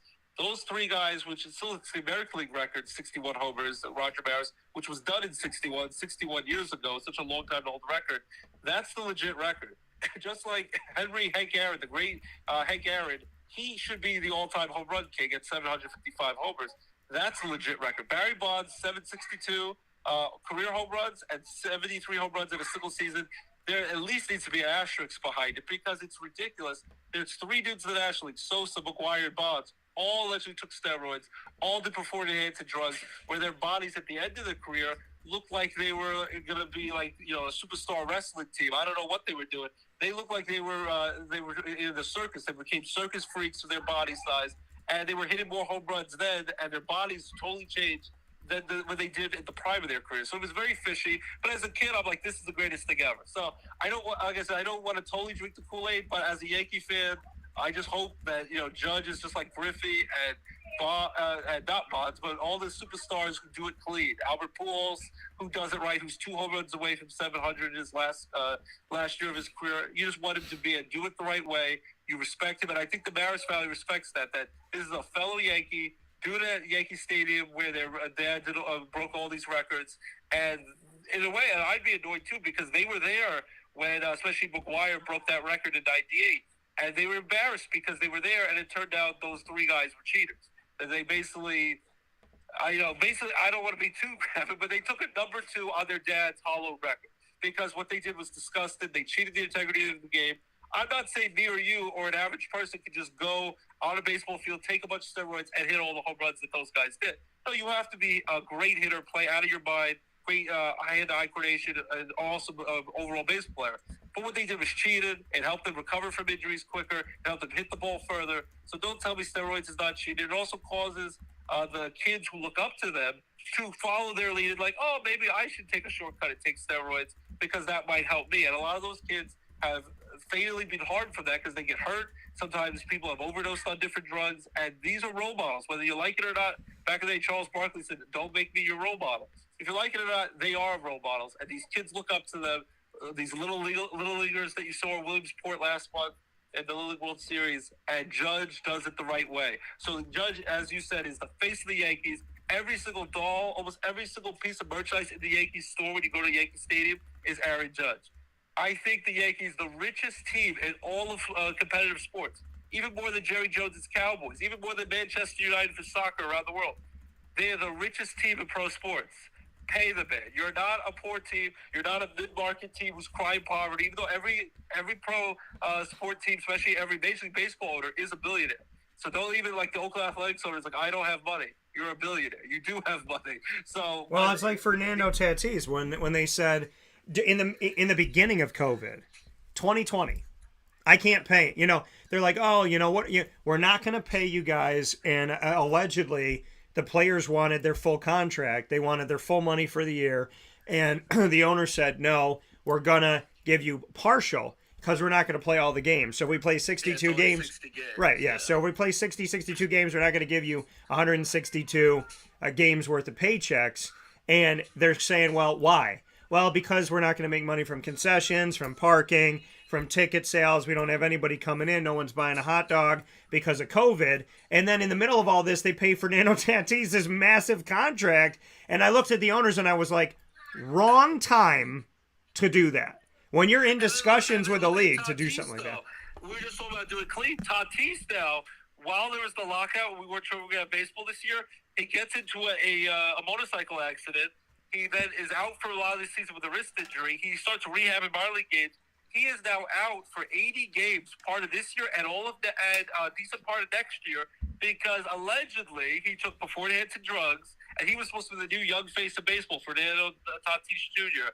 of the Padres, and he got the big contract. So now you have to wonder if anything's legit that he did, because he claims it's to cure ringworm that he got, that he took these drugs that he wasn't supposed to do. First off, you're a superstar athlete making all the money in the world. Your trainer, your team would tell you what you're allowed to take. Didn't somebody else say, I don't know what they put in my body when they put that needle in my butt? I mean, you know, come on. That's what they all say. Barry Bonds was saying it. McGuire was like, oh, I could have hit it without that. But why did you have to take steroids? If you can hit it without it, then don't take them.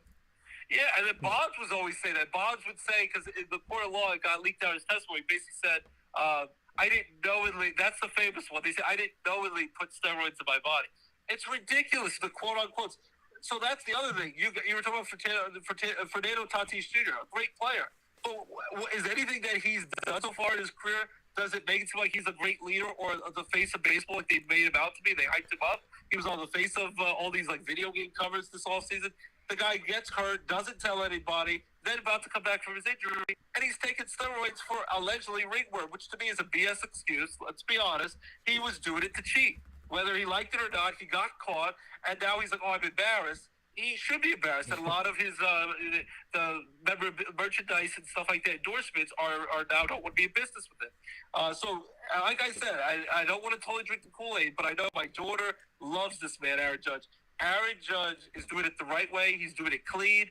And in my mind, Roger Maris's 61 home runs is the real single-season record. So if he can tie that, hopefully he has about 2 weeks to do it, and break it with 62. That should be the real record. If you want to keep those other records, fine. Put an asterisk behind it and say, just like none of those three power hitters, Sosa, McGuire, Bonds, will ever get in the Hall of Fame because they're steroid use, you say, they hit these home runs, but they didn't do it clean. They took the PEDs. And you can keep it, put the asterisk, the real number is 61, and that's what Aaron Judge is about to do. Playing great defense, playing great, hitting for average, hitting for power. It's the greatest single season offensively, cleanly, as long as he's doing it cleanly, that I've ever seen, and probably that me or you or any baseball fan will see in our lifetime. Let's be honest, in 100 years, I don't know if you're going to see a season like that, what Judge is doing, as long as he's doing it clean. So I'm disgusted by anyone who cheats the game, because I know I was born with mediocre to minimal talent. I made the best out of it. I tried my best. These guys are all superstar freaks of nature, like the A-Rods, all these great players. And to cheat and spoil the integrity of baseball, and to have the kids look up to you as role models, and they might want to take the shortcut, because let's be honest, that guaranteed money in baseball, which is not guaranteed in football, the most violent pro sport, they get that money. They don't have to return that money. So besides for that suspension Tatis gets, he will get the last dime of that, like $400 million contract. But you need to do right by this man and by the Yankee fans. Pay Judge what it takes. I know they're like, oh, he's 30 years old. We don't want to sign a 10-year contract. In the past, he's had injury problems, even though he's been healthy the last 2 years. What about at 40 years old, towards the end of the contract, he's not the same player? Well, he probably won't be the same player in 10 years. But for the next 10 years, for the bulk of that contract, he will, as long as he stays healthy, he will be one of the best hitters, one of the best overall players in baseball. He's the face of the franchise and the face of baseball. Pay him, and that's the one thing I'll put out there. Opening day, it's insane. I know you tell me it's fake news. I give you the as soon as the season's over. Spring training February, March 30th. Yeah, because by the time this season is over, the first game is going to be like November 30th. So yes. Yeah. Well, March 30th is opening day, home opener at Yankee Stadium, where it's going to be free home with Olaf Snowman out there. Their first game is against the San Francisco Giants at Yankee Stadium. His childhood team as a little kid, his favorite team from the Bay Area in California is the San Francisco Giants. They have a lot to spend this offseason. God forbid if Yankee fans have to see Aaron Judge play on opening day, March 30th at Yankee Stadium, and he's not in pinstripes. He's in a San Francisco Giants uniform. It will be a disgrace. Number 99, just like number 2 for the Yankees with Derek Jeter, all those iconic numbers for the Yankees. That number 99, should be retired one day, should be always synonymous with the Yankees and greatness for all of eternity. So if he's in another uniform, if he's in a Giants uniform that day, playing at Yankee Stadium on the road, that's all Hal Steinbrenner and the Yankees ownership's fault. They should have paid him the money in the offseason 2 years ago. They should have paid him. Not use the injury excuse, not make all the excuses, not make the pandemic an excuse. Pay the man what he deserves. He's the face of baseball, face of the franchise. My daughter will be heartbroken if he leaves. It's an embarrassment if he leaves. He needs to be a Yankee for the rest of his career. Yeah, Ross, you just took like a 15-minute, 20-minute window here. But the thing is, I'm sitting here going, I agree with it. I agree with it. I agree with it. I'm disgusted. No, but he is not a Yankee. I'll be totally disgusted. I know. And listen, I feel you. I feel you because you said exactly what I said. If old man Steinbrenner, God bless him in heaven, if George Steinbrenner was here on this planet right now, he would have paid him in the offseason. So, you don't wait. And at this point, Aaron Judge, in my opinion, is going to ask to be the highest paid player in baseball. He is going to ask to break Trout's record. That's what this is where he's going to be. And here's the thing. There's a universal DH now. So here's reality. Yeah, okay, at 40, 41 years old, he's not going to be the same player, so make him a DH. He's still going to bang homers. You look at Frank Thomas and what he did with the White Sox. Frank Thomas got older, got a little bit heavier, but he kept his muscle on, and he stepped up to the bag, and he swung away. There's nothing wrong with Aaron Judge staying with this team and being a part of it. And no matter what the Yankees do to keep Aaron Judge out there on the field, it's better than what the Mets did with Bobby Bonilla, paying this man well into retirement.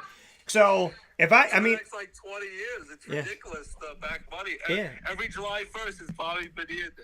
He gets paid over and you know what? I want a Bobby Bonilla Day. I want somebody to go, you know what, Dan? I'm going to pay you a cool whatever. Every single year on this date, you're going to make this money. I got a question, and I want to get to this question.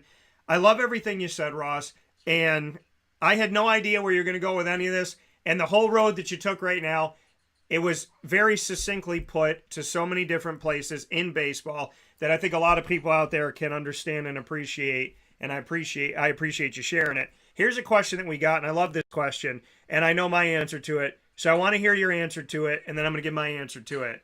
So I'll defer to you first. Question that we got today. What would we do if we caught Aaron Judge's 61st home run ball? So if you caught the ball, tell me what you would do, and then I'm going to tell everybody what I would do. I would do the right thing. I would do what that guy, I think his name, I forgot what the first name was, Kessler. It was a 20-year-old college kid with his college buddies at the Yankee Stadium on Tuesday night. They came back and won. He hit the 16th homer, tied Babe Ruth, and then Carl Stanton hit the walk-off grand slam over the Stinky Pirates. 9-8 win. Awesome night. He did the right thing, and I think I would do the same. You never know till you're put in this place, but I think I have integrity. I would do it. If I survive the scrub, because there's people in the bleacher creatures when you hit a home run who are going to want to beat you senseless. So you're going to have to survive like Walking Dead, post-apocalyptic world stuff. You're going to come out bloody probably. But if you survive that and get that ball, I would do right. I would say as long as I can beat the man, I'd like to, like he did with him on Tuesday night. He got him and his buddies, they're college buddies in their early 20s. They got to meet him outside the locker, shake his hand, take pictures with him, which is a once-in-a-lifetime thing. And then Judge gave them baseball bats and baseball, signed them for him and his friends, take a picture. Then he even got interviewed by like ESPN and all the major outlets. So he got some fame anyway, and maybe he'll make some money off that and the cachet that he had that ball. To me, that's enough. My daughter would love it. I'm sure she'd like would be amazed, especially with me, with my little kids. If I could bring my kids, my wife, especially my little daughter Lorelai, 5 years old, the greatest Aaron Judge fan in the world. I don't know if he ever got the birthday card, but we actually went to a Yankees game back in the end of April when they won 10-2 over Cleveland. We made him a birthday card for his 30th birthday, a homemade birthday card that my daughter made. and then we didn't know how to give it to him. We were like in the right field stands. We're like, he's playing right field. Can we just throw it down to him and he'll like catch it? They'll probably throw it at the garbage truck, kick us out of the game. So we couldn't do that. We actually gave it to a security guard when we were about to leave. Said, is there any way you can find a way to give this to, I don't know, a clubhouse attendant, somewhere in the locker room where he can get this to wish him. 2 days later was going to be his 30th birthday. And we said, it's the greatest play ever. She drew a picture of him, and it was the cutest birthday card. I have a picture on my phone of it. I don't know if that clubhouse attendant security guard ever gave it to Judge. I hope one day he did. But for me, especially with my kids, if I could take my kids, my daughter, who's the biggest Judge fan, with their little Judge dolls, down to the locker room or outside the locker room, take pictures, get a baseball and a bat signed by him, that's more than enough. I'd be fine with it. I know there's greed involved where a lot of people are like, oh, no, that guy who caught the 6 home run ball is an idiot, because they're like, one day, they were so pessimistic. I heard like New York Sports Talk Radio. They were like, oh, one day he's going to be a 40, 50-year-old man with a mortgage and 4 or 5 kids and lots of expenses and debt. He's going to need that money. He could have hawked that ball for $100,000. He should have gotten every last dime for it. You never know until you're put in that situation, but I couldn't do that because even that fan said, this is Aaron Judge's ball. He earned it. It's his accomplishment. He's synonymous with the Yankees and greatness. This is his achievement. Let him have the ball. I'm going to get a ball anyway, signed by him, get to meet my idol. That's enough for me. I don't need fame and fortune from Aaron Judge when it's his accomplishment. I don't deserve a cent from it. So that'd be enough just to meet him, shake his hand, and get some pictures and a baseball from him. Yeah. So I'm going to tell you what I would do now that Ross has shared what he would do. I'm going to tell you now how I would handle this situation. So if I caught the 61st home run ball by Mr. Aaron Judge, I would come to the game with a faux baseball. So I would have one in my pocket. You're gonna deke them out. Yeah. Well, watch. So I would have a faux baseball here. So I wouldn't have to do this Hunger Games thing because I would have the fake ball and I'd mark it, and then I'd have the real ball, and so I'd be like, you know what? Whatever. And if I'm trying to get out of there and people are being crazy, now first and foremost, I would have myself airlifted by helicopter. But if that couldn't happen, then I would have the fake ball. And if for some reason I parted ways with the ball, it would be the wrong one. Kind of like what Star-Lord did when he gave the orb to my man Yondu, and he had the troll doll in it and not the Power Stone. So I would have a little fakey out thing just to protect safety and the people that are with me, but I wouldn't want to live in fear. So I would have the baseball just in case, but I catch this baseball, right? I would go home. And that's my buddy, that's my little buddy LJ here that's on the phone. But what I would do, yeah. So what I would do is I would take this ball and I would go back to the house, and I never do this, but I would make a bubble bath. And in the bubble bath, I would have the baseball and some Moscato, and I would be hanging out. I'd take some pictures with it. I might go to Italy with it. I might go to Spain with it, because knowing this baseball would be the best girlfriend I've ever had. And then after I'm done with my fun, I would return the baseball to Aaron Judge, and I would tell him, hey, this is yours. Keep it with your family. Keep it as an heirloom. Do what you got to do. Give it to your kid someday.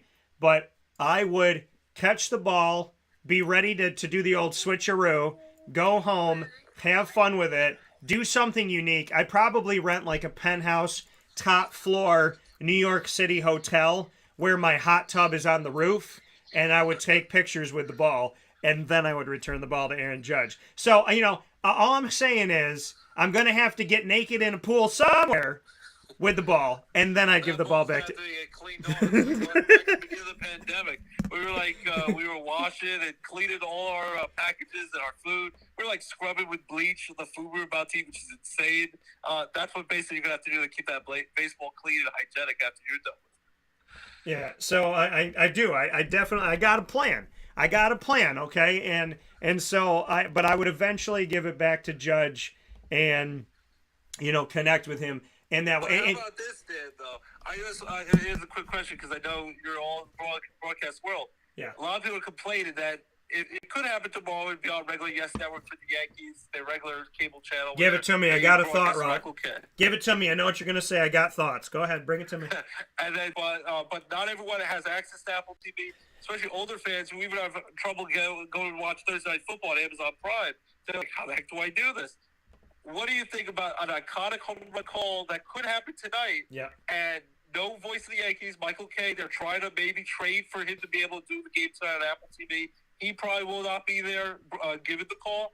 And if it happens tonight, there's a lot of fans who will be missing out who can't go to the game tonight in the Bronx, who will not be able to watch that home run live when it happens. A lot of people say it's a travesty that Major League Baseball, just like NFL, is set out to the every last dollar they can get by selling off their product in a premier game on a streaming platform that not everyone has access to. Here I go. So, and by the way, Greg, I want to note here, he said you certainly have a plan. Those pictures that I take with the ball, just so you know, that I take with the ball may be as coveted as the ball itself. So, you know. I feel like at the end of the first Hangover movie where they showed all the pictures of the wild night they had that they couldn't remember. Yeah, we're going to look at them once, and then we're going to delete the evidence. That's what we got to do. So, here I go with this, because I have some thoughts. I'm very happy, Ross, that you asked me this question, and that you've allowed me to go off, because the annoying moment of the week started at the top of the show, and here at the bottom of the show, I get to do another annoying moment.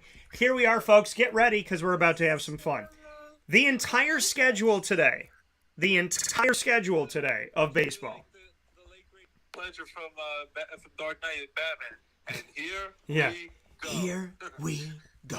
But I mean, this is, you know, so this is where we're at. The entire baseball schedule today, the entire one. None of the games are on television except for 3. One of them is on ESPN Plus. The other 2 are on Crapple TV. And I'm going to give you my thoughts on this. And Crapple is Apple TV. Let me say something about Apple TV. Number one about the company of Apple. A couple of years ago, they didn't have to pay taxes because they said that their revenue and their cost to do business was the same, or that equaled out, or some respect to that. Let me paint a little picture for you, honey. I paid over $4,000 in taxes as a small business owner this past year. If Apple is not paying money when they're charging $1,000 for phone, your phone used to be $200. Why is it $1,000 now? Okay, here's all my stuff. Apple, they keep making the phones better and they keep making the batteries worse. These batteries will kill themselves. And how about this with Apple? They created software. Apple created software to tell your phone's battery to die. They created software which should be totally separate from a battery charge. They are diabolical. I think Apple can find a cure for cancer if they can tell your software to murder your battery. They can tell your phone when it turns on that if it was an iPhone 6 or 7 or 5 or whatever, when they wanted you to buy the 10 and 11 and whatever the hell they have right now, to kill your battery. They could murder your battery by simply giving it something. And by the way, I'm always apprehensive about doing a software update on Apple, and I'm going to tell you why. Because I did a couple software updates back in the day on my iPhone 8, and after I did those updates, my phone started to die a lot faster. So, Apple, number 1, pay your damn taxes. Number 2, Apple, don't create software to kill our phones. Number 3, you don't need the money. Okay? Well, we're going to put these games exclusively on Apple TV. Why? Apple doesn't need the money. If Apple sold one iPhone to one person in each of the 50 states a year, they would have enough money because the phones are like $1,000 now. It's absolutely ridiculous that Apple would be trying to make any money off anything, and to give a Yankee game, not a Yankee game, Yankee Red Sox. You're going to give a Yankee Red Sox. This game should be on every 3, 5, and 9. You should be able to watch this game on Rabbit Ear TV. You should be able to watch this game on a small television that's black and white that you plug in, that's a travel one that you can put, that I used to have when I went to my Aunt Donna's house. Let me be real with you about this. Apple TV is a travesty, and let me throw it at you even worse. Verizon has a deal with Apple TV. And when I got my new Verizon phone, you know what they told me? They said, Dan, you get Apple TV free for a year. No, I don't. I applied for it. I got it. And I didn't get Apple TV for a year. I got Apple BS. Here's the 3 movies that are in the Walmart bin that you can watch on here. And here's all this other random stuff. You can't watch any of the Apple shows. You can't watch any of their created original content. You can't watch any of the movies that you would know the name of. You can watch the dollar bin in Walmart on Apple TV. So Verizon said, thanks for buying this $1,000 Apple phone. And my present to you for buying this Apple phone is to give you Apple TV for a year, but it's not Apple TV Plus. It's Apple TV Minus. It's Apple TV. What the hell is this stuff? It's like that movie that looks like the movie where it's like it's like having a movie like The Departed, but it's called The Deceased, and and it looks the same poster, but it's like none of the actors that you know. That's what this stuff is. Yeah, it's the Jean-Claude Van Damme. It's the Sharknado. I mean, Apple TV gives you nothing. So my Verizon free year of Apple TV, haven't watched it because there's nothing to watch. So Apple, you don't need the money. Pay your taxes. Why did they allow this to be on Apple TV is egregious. It's a party foul. You should be able to get this movie. Osama bin Laden hiding in a cave today should have been able to get the satellite, the rabbit ears to watch this movie. Now, I'm not a fan of Osama bin Laden at all by any stretch of the imagination, obviously. But if you are hiding in a cave today, if you are in a bunker, if you're still in a Y2K thing, afraid to come out 22 years later, if you're in a COVID bubble and you look like the bubble boy from Seinfeld, you should be able to pick up this game. There is not a place on the planet that you should not be able to watch Aaron Judge. Because if this crap happens on Apple TV tonight, I believe that we should all boycott Apple for the rest of our mother freaking lives. There is nothing about Apple. There's nothing. Now, I have an Apple iPhone. And the only reason why I have an Apple iPhone is because the other phones that I was getting, the Droids, were dying too fast. And Apple, granted, they have all this stuff. But Apple, you have the money, you have the place, put it on here. People aren't watching it. You put a game on Apple TV, an NFL fan is not going to watch it because they're not going to figure it out. Okay, my NFL fans that are out there, my Buffalo Bills backers that are jumping and breaking tables in the parking lot, they don't know how to get on here. Okay, and it's not Syracuse with the ACC network and all this stuff. It's hard enough. You cannot take history from the fans. You cannot take this away from the people. You're an older person, even, and you're not as yeah, they have no idea. Okay, we have no idea. You're like a 9-year-old, and you're trying to find Apple TV. You're like, how the heck do I even do this? And some TVs don't have it. Some TVs don't have Apple TV. Okay, some TVs don't have access to it. You know, the smart TV, the this, the that, the get in the box, whatever. You should not have to you should not have to need a mechanic to come to your house and try and figure this crap out.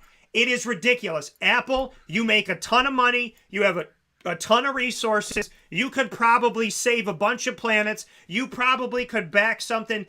Apple itself could probably get rid of poverty in America right now. But instead, you want to put the Boston Red Sox Yankee game on there to make a little bit more money, to find another way to screw us over. Well, guess what, Apple? I don't watch your TV because I can watch the dollar Walmart bin at any point in my life. I can go find a movie that's like the movie that I thought it was a movie. It's not the Avengers, it's the Avengers, okay? That's the one that's on Apple TV right now. It's not Batman, it's Batman, okay? It's like going to New York City and going to Canal Street and you buy a couch purse instead of a coach purse. You buy Michael Kors instead of Michael Kors. Apple, you are a disrespectful, inconsiderate prick of a business right now. Yes, I have a phone and you're probably going to kill my battery today, but let me be real with you about something. You are a prick in today's world to do what you do, the way that you do it, and how that you do it. This game should be on every major network. Okay. There was a basic solution. I heard that Yes Network, who covers basically most of the Yankee games, it's bad enough that Amazon Prime is also tough with the football Thursday night, and then 21 of the Yankee games of this season, usually they're on Friday night Yankee baseball. 21 of the games have been only on Amazon Prime. So Amazon is also pretty bad, as Apple is here, where people haven't had access to the Friday night Amazon Prime games. But the Yankees offered, if we give you a certain amount of money, we'll cover the production costs of the game. We'll even offer you our broadcasters so the Yankee fans can hear the same broadcasters. Yeah. Or even if you don't want to do that, is there any way we could just take your streaming thing? You can keep it on Apple TV tonight because that's part of your contract. You supposedly have every right to do it because you and baseball in cahoots with each other.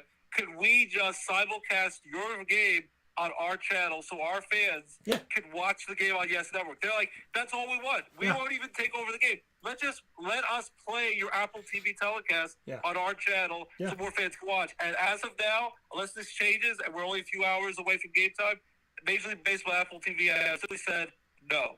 That's ridiculous. They said no, and like they need the money and they can't do it. No. It's ridiculous. It's not fair to the fans. No, it's not. It's not right. It's not okay. I'm going to create a company called Orange, and we're going to go up against Apple, and we're going to make some real fun stuff, and we're going to make it accessible to everybody. This game should be accessible to every fan. I have to watch the presidential address when that comes on, and I'm going to say something to every single president. I don't care what line you vote on. I don't care where you are, okay? I'm going to be real about this. Why can't a president talk at 3 o'clock in the afternoon when there's reruns on and Judge Judy and Springer? Why can't they come to us at 3 or 4 o'clock? They always come during prime time. They come at 8 p.m. They interrupt TGIF. They screw up your DVR, too. You have your certain shows recorded. And they're on for like 2.5 hours. And the thing is, and God bless Joe Biden, it takes him 37 minutes to get through one sentence. But the thing is about looking at what is on television when it comes to this presidential address, and I want to shout out OJ for a negative reason right now and not murder.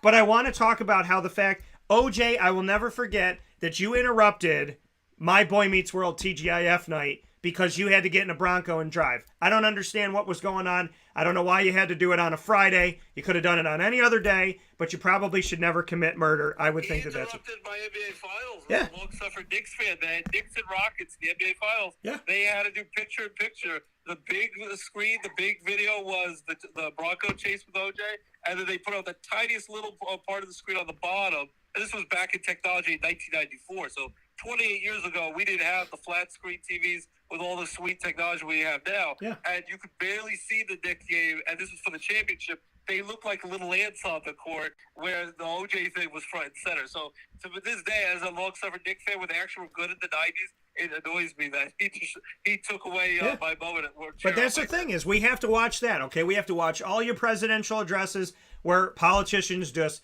on every side of the coin, they just tell us stuff that makes no sense. If I hear the word infrastructure one more time, I don't know what it means.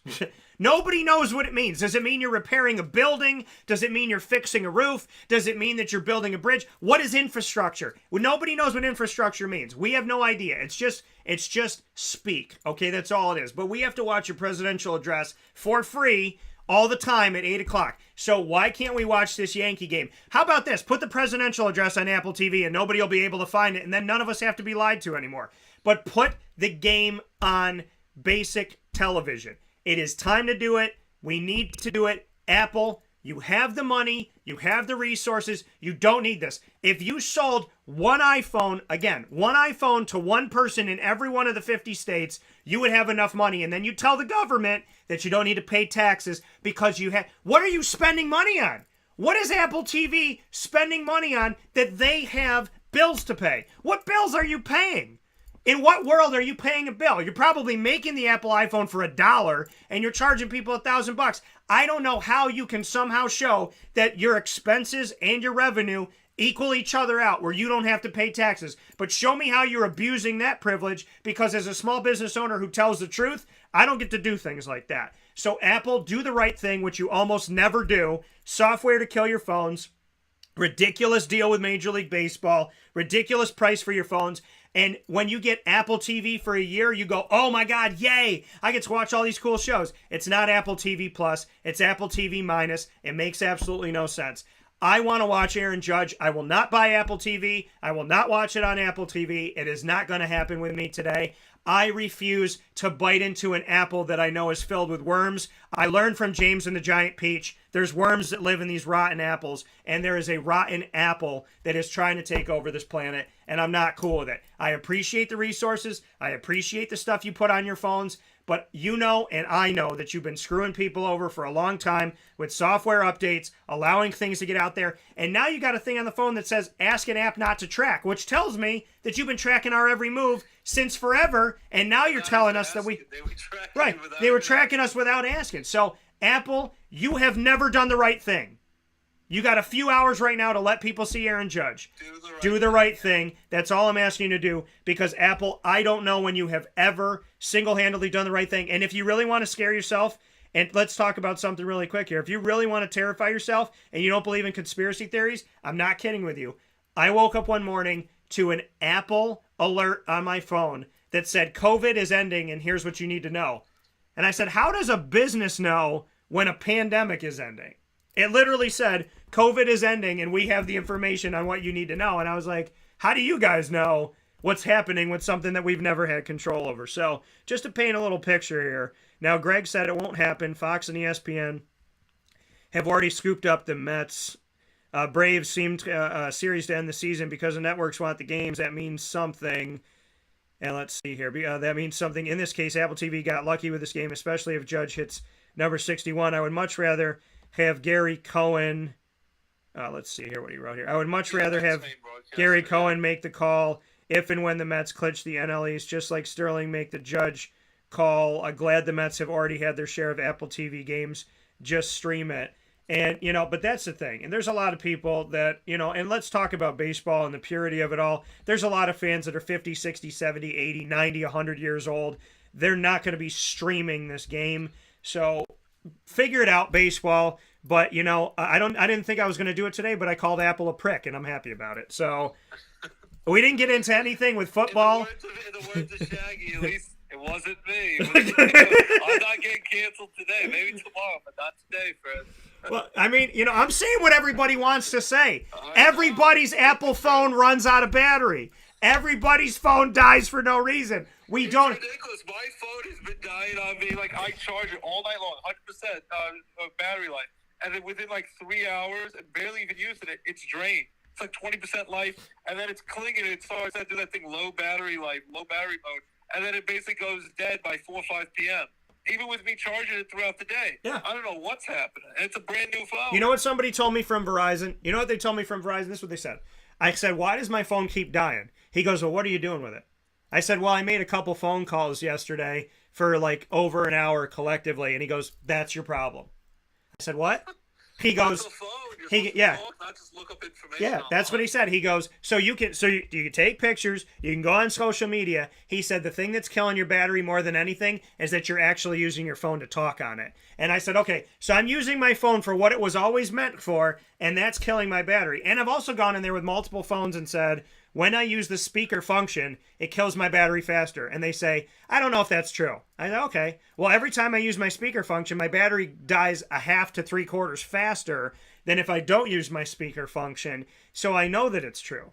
So let's just be real about what it is. Apple, fix it. Be better.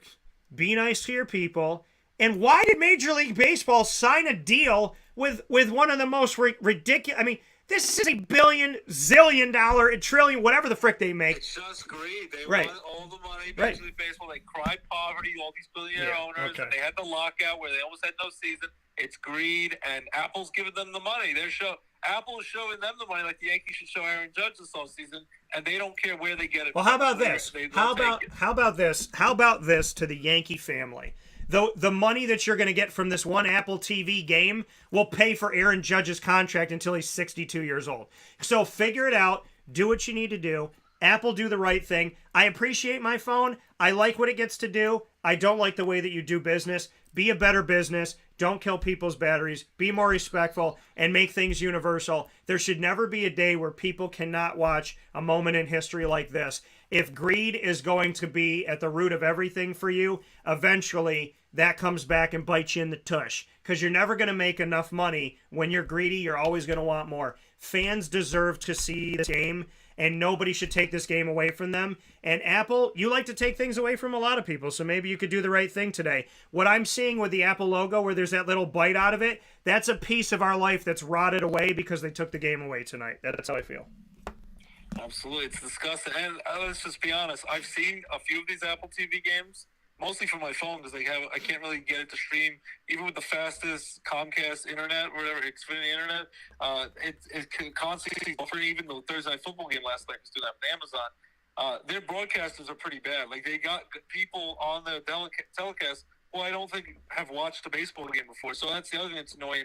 On an iconic moment, Because they're probably people that are working at Apple. like, do you want to go on air with no experience? Come to Apple TV and broadcast Friday Night Baseball. But I'm like, I'm a diehard baseball fan.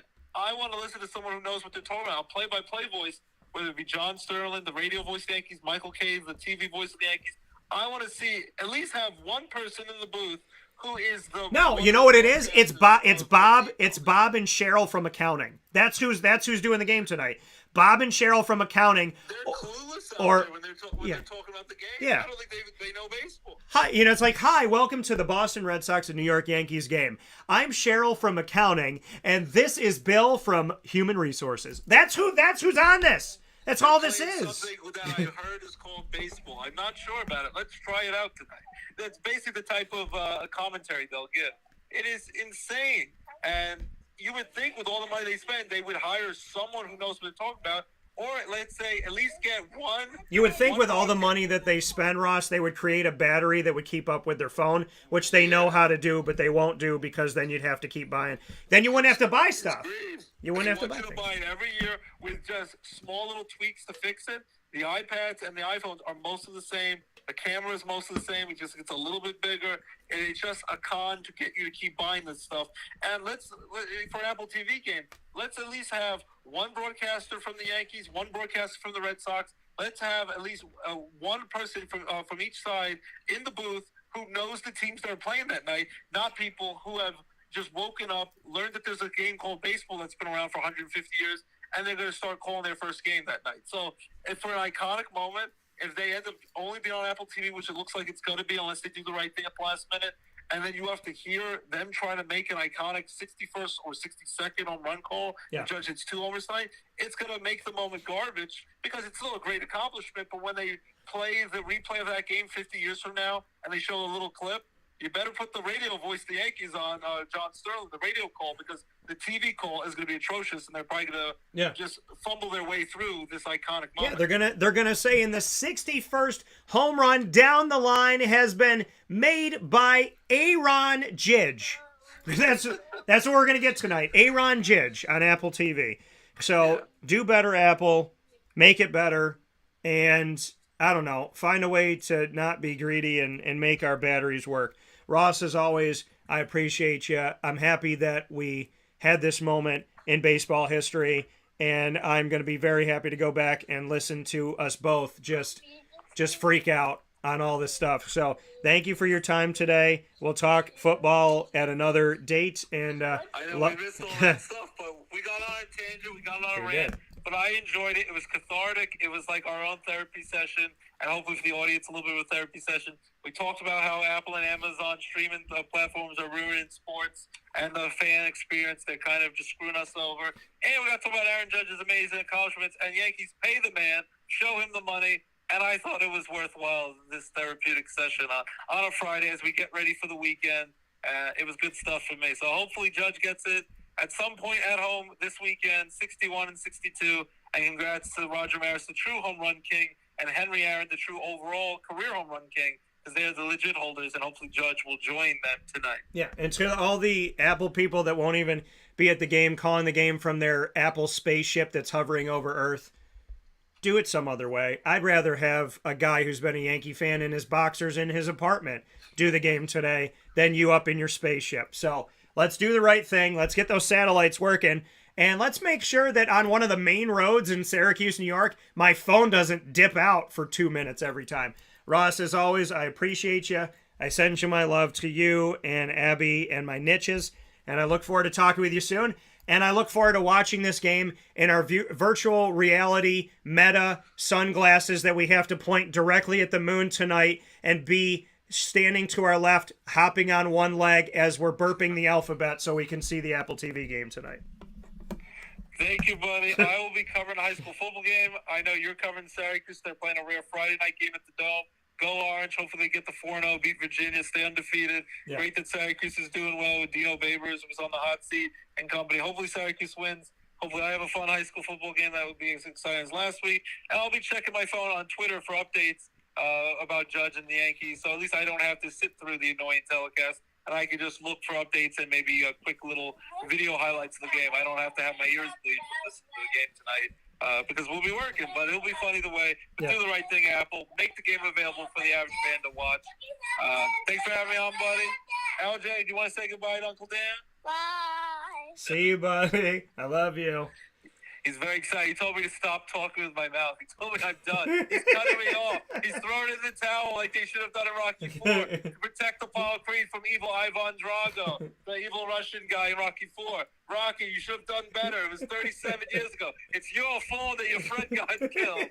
Just like it's Kate Winslet's fault. Why Leonardo DiCaprio died in Titanic. I don't forget it. She killed Leo, and she should be in jail to this day. Share the door. It's a fake movement. Hashtag share the door. Hashtag share the door. You said you loved him forever. You never let go. You did let go. You let him freeze to death. Yeah. So all I'm saying is Rocky should have done better to save Apollo, Rocky IV, and Kate Winslet should have saved Leo, adopted Selfish. I will never forget those horrible deeds they did in cinematic history that are very real to me, even though they are fictional in real life. Yeah, and what I would have done if I was Leo, when she said never let go and she let go, as I was sinking, I would have turned the doorknob and opened the door and pulled her down with me. So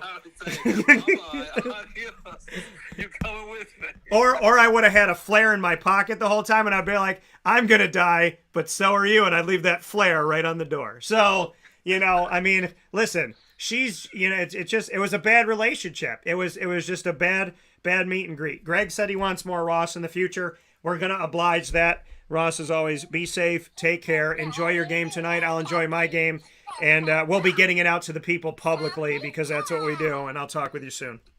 All right, have a good one. Have a great weekend, buddy. All right, you too. See you.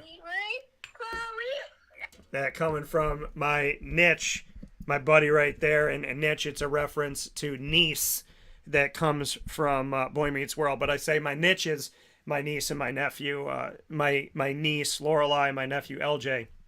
Ross's beautiful and wonderful children that are sleep terrorists to him sometime. We'll take a step aside for a fast break. We'll be back right after this on Wake Up Call with Dan Tortora. We are off the rails, and Al isn't even here today. We'll have a great time coming up right after this. Wrap up the show.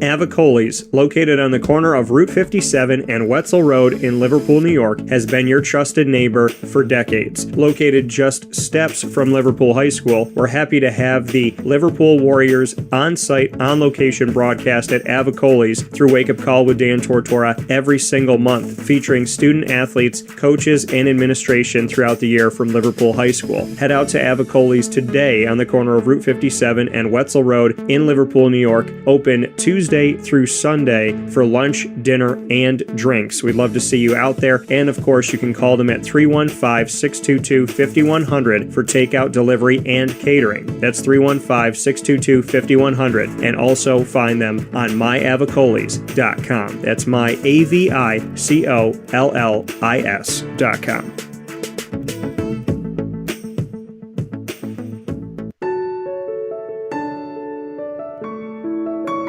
Having peace of mind when you're out of town that your furry-loving friend is safe and sound means taking them to Canine Kampground, because we all know that when it comes to the love of our pets, it goes well beyond the call of duty to make sure they're safe and sound. Right, Lily? So take a ride to 242 Johnson Street in East Syracuse, New York, and see Canine Kampground and where your dog will be staying, in the classic cabin, the executive cabin, the grand cabin, or of course the luxury cabin, because if you know Lily, you know she loves luxury. Now you don't have to wait to the last minute to find a family member or a friend that'll take your dog for a few days. Call Canine Kampground at 315-299-4013. That's 315-299-4013. Their drop-off and pickup times are Monday through Sunday. Check K9 Kampground.com for more information. That's the letter K, the number 9, and Kampground spelled with a K.com. K9Kampground.com. When you're going out of town, bring your dog to K9 Campground.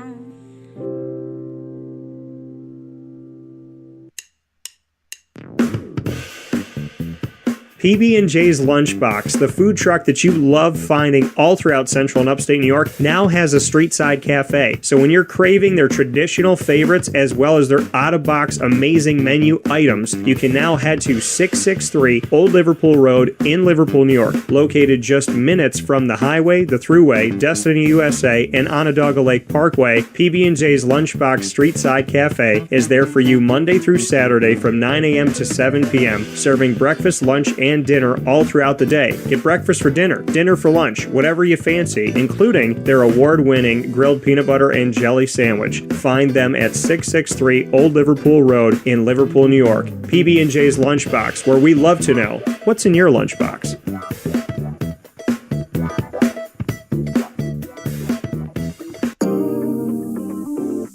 As a patient, what do we want?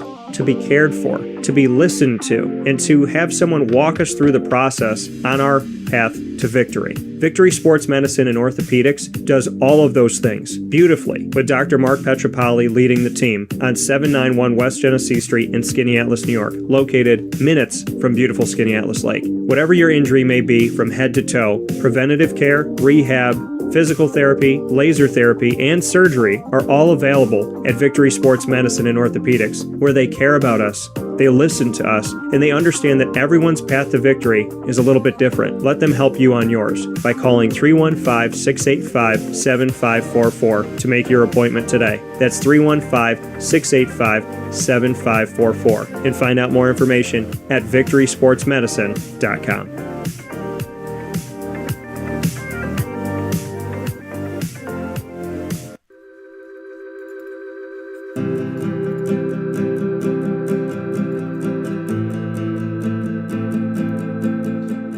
Cafe Cabal offers same-day local delivery of our products, offering no delivery charge for Onondaga County.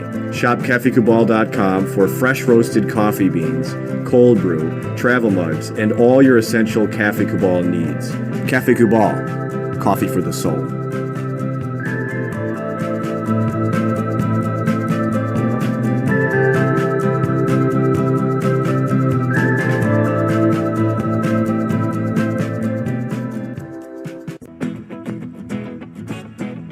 This is Amy from Mother's Cupboard, home of the whole frittata. We are open daily 6 a.m. to 1:30 p.m. For takeout orders, call 315-432-0942 and tune in to Wake Up Call with Dan Tortora for our monthly food challenge and try our Wake Up Call signature menu item available 7 days a week.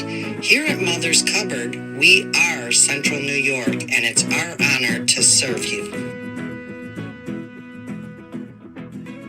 Ma and Pa's Kettle Corn and Popcorn Factory remind us that every day is worth celebrating. Find them at 201 Old 7th North Street in Liverpool, New York. Open Monday through Saturday in-store and all the time online at maandpaspopcorn.com. Serving our Central New York community and beyond, you can order all throughout the country at maandpaspopcorn.com. And remember to get your tins, which have in-store half-price refills forever. Ma and Pa's Kettle Corn and Popcorn Factory, available to you for fundraising and all of your events by calling 315-450-6272. That's 315-450-6272. Ma and Pa's Kettle Corn and Popcorn Factory. How corny are you?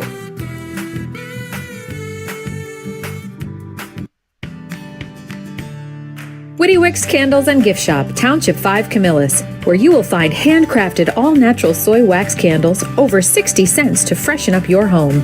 We carry a wide range of locally made items, Salsa Q's, Syracuse Salt, and Chocolate Pizza Company, to name a few.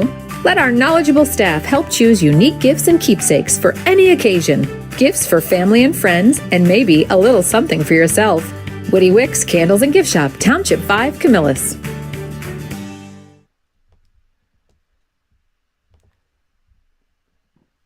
This is a special message from Merritt Brady, owner-operator of Chick-fil-A Watertown on 1290 Arsenal Street in Watertown, New York. Chick-fil-A for me has always been about the people. I think it starts with the strength and leadership of the Cathy family. It's just amazing to see a family-run business reach the altitude that they have. Second mile service is something that we embodied at my previous business, and the ability to make people feel like they're the only person at your establishment, that you are there to serve them that day and looking for those extra ways to make them happy, to anticipate what they need next is what makes me tick. And I'm going to have so many opportunities at Chick-fil-A to do that. It's one of my favorite things to eat in the world. My favorite application question or interview question when I'm interviewing is when I get to, have you ever eaten at Chick-fil-A?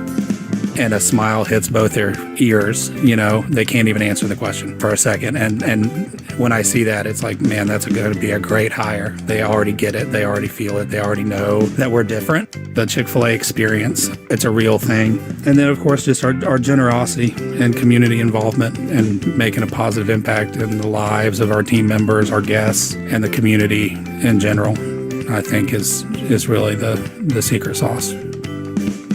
Chick-fil-A Watertown on 1290 Arsenal Street in Watertown, New York. Coming to you, fall 2022.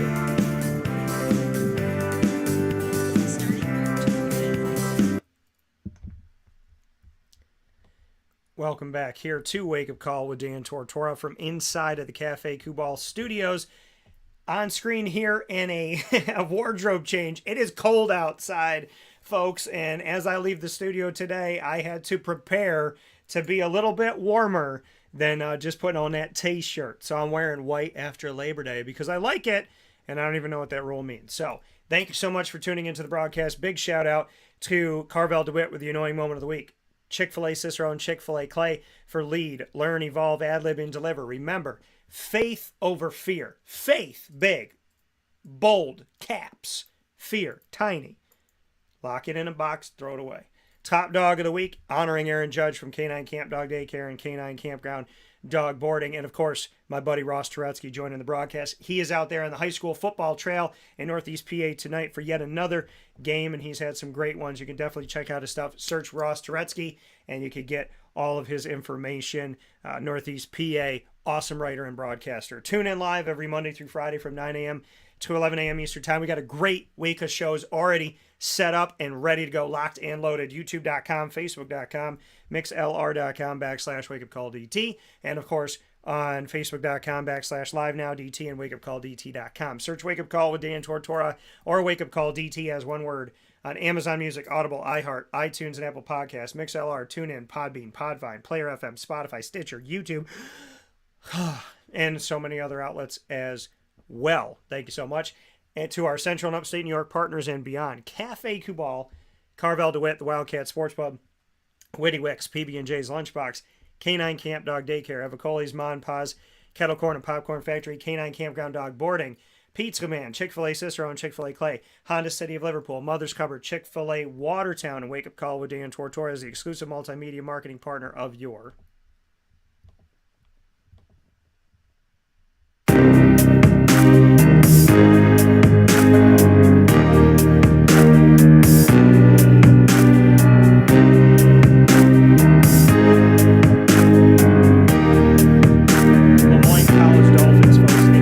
up every single month on Wake Up Call with Dan Tortora in our exclusive multimedia marketing partnership with the Dolphins of Lemoyne College. You can catch AD and DT every Wednesday at 9 a.m., first and third Wednesday of each month, I should say. Every second and fourth Wednesday, you can catch Dolphin Dive, diving into the stories of student athletes, coaches, administration, as well as future Dolphins and alumni. Check out all of our Lemoyne coverage on our Lemoyne tab on wakeupcalldt.com, and you can also find it by subscribing to youtube.com/wakeupcalldt. We appreciate y'all, and thank you so much for being a part of the show and supporting your Dolphins. And as always, fins up. Get more information at LeMoyneDolphins.com.